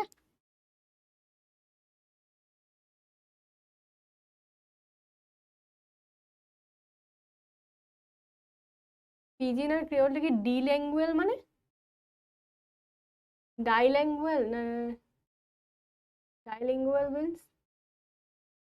পিজিন আর ক্রিওল যেটা বললাম কি, যে পিজিন ওই ওই জায়গায় যে ভাষার যে ধারণাটা দিয়েছি না, সেম জিনিস ওটা, যে পিজিন হচ্ছে একটা, ধর একটা পিজন, ঠিক আছে, একটা পায়রা, ঠিক আছে, পিজন মানে পায়রা তো। তো এই যে পিজিয়ন বা পিজন যাই বলি না কেন, আমি ওটার সাথে মিল করে একটা বলছি, যে পিজন হচ্ছে, সরি, পিজিন হচ্ছে একটা নির্দিষ্ট ভাষার একটা রূপ, ঠিক? ক্রেওল কি করছে, ওই পায়রাটাকে দিয়ে হয়তো আমরা কারো কাছে কোনো সংবাদ পাঠাচ্ছি, পায়রাটা সেটা নিয়ে যাচ্ছে অন্যের কাছে, সেই সংবাদটা ছড়িয়ে দিচ্ছে, তার একটা কোনো রূপ সৃষ্টি হচ্ছে, এরকম হচ্ছে। ধরে নে, এটা কথার কথা, এরকম কোনো কিছু নেই, আমি জাস্ট ধরে নেওয়ার জন্য বলছি। আর ক্রেওলটা ওইটাই কি করছে, যে ওই ভাষাটাকে নিয়ে এবার নিজেদের মধ্যে ওই গোষ্ঠীটাকে গঠন করে ভাষার মানে কিছু কিছু রূপ পরিবর্তন করে একটা ভাষা গঠিত হচ্ছে, ঠিক?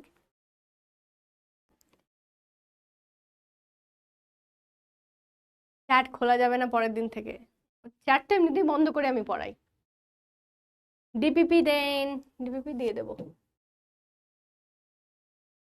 ভাষা কি এটা, সংগ্রহণ, সংরক্ষণটা বুঝলাম না, সংরক্ষণ বলে দিয়েছি একটু আগেই, আশা করি বুঝে গেছো, ডাউটের মধ্যেই বলে দিয়েছি।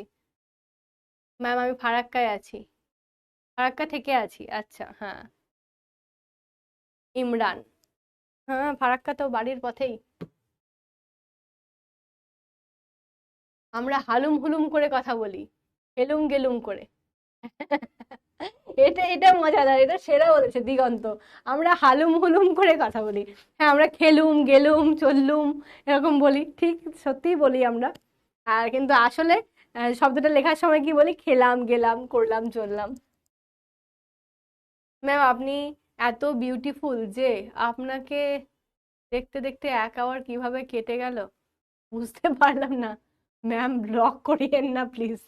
এই যে হ্যাঁ, এখানে আমি একটা জিনিস বলে দিচ্ছি, ব্লক করিয়েন না প্লিজ, আমরা কি বলি, ব্লক করবেন না প্লিজ, এটা কিন্তু ওই মালদার দিকের ভাষা, করিয়েন না, মালদা মুর্শিদাবাদ ওরা বলে কিছু মনে করিয়েন না দাদা, কিছু মনে, আমরা কি বলি, দাদা কিছু মনে করবেন না, করবেন না, ওরা বলে করিয়েন না। তাহলে আরেকটা ভাষার উদাহরণ পেয়ে গেলাম কিন্তু। ছানাপোনা। হাসি কেন এত? তোমরা তো ছানাপোনাই। ম্যাম বাস কন্ট্রাক্টরের কথা বললেন না তো? হ্যাঁ বাবা, সত্যি বাস কন্ট্রাক্টরও ওরকম ভাবেই বলে। ম্যাম আমাকে ব্লক করেছেন, আমি লাইভ চ্যাট করতে পারছি না। না, ব্লক কেন করব? প্রথমত আমি তো কাউকেই ব্লক করি না। মানে আমার অনেক অনেক হেটার্স আছে, তাদেরকেও আমি ব্লক করি না, তাদেরকেও আমি ভালোবাসি, আমি রেখে দিই। মানে কিছু যায় আসে না।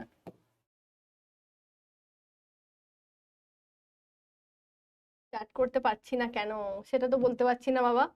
একটু তাহলে আহ যদি অফিসিয়াল কারোর নাম্বার থাকে একটু যোগাযোগ করো আইটি টিমের সাথে।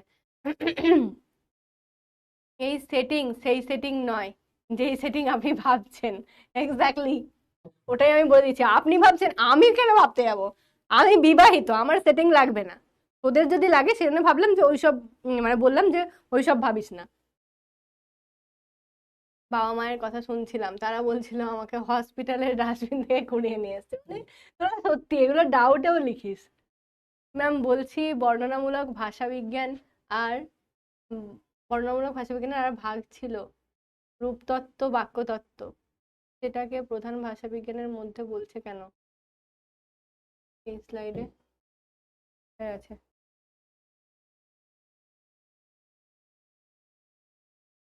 ও আচ্ছা, এইটাতে প্রধান ভাষাবিজ্ঞান বর্ণনামূলক ভাষাবিজ্ঞানেরই ভাগ। এবার ওই যে বর্ণনামূলক, তুলনামূলক আর ঐতিহাসিক যেটা আমরা পেলাম না, ওটা কিন্তু এই মেন ভাষাবিজ্ঞান, প্রধান ভাষাবিজ্ঞান যেটা সেইটাই।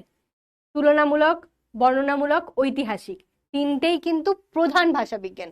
প্রধান ভাষাবিজ্ঞানের মধ্যেকার এবার ভাগ বলা হচ্ছে যে ওই ভাষাবিজ্ঞানের মেন কোনটাকে ধরে নিয়েছি আমরা, বর্ণনাটাকে।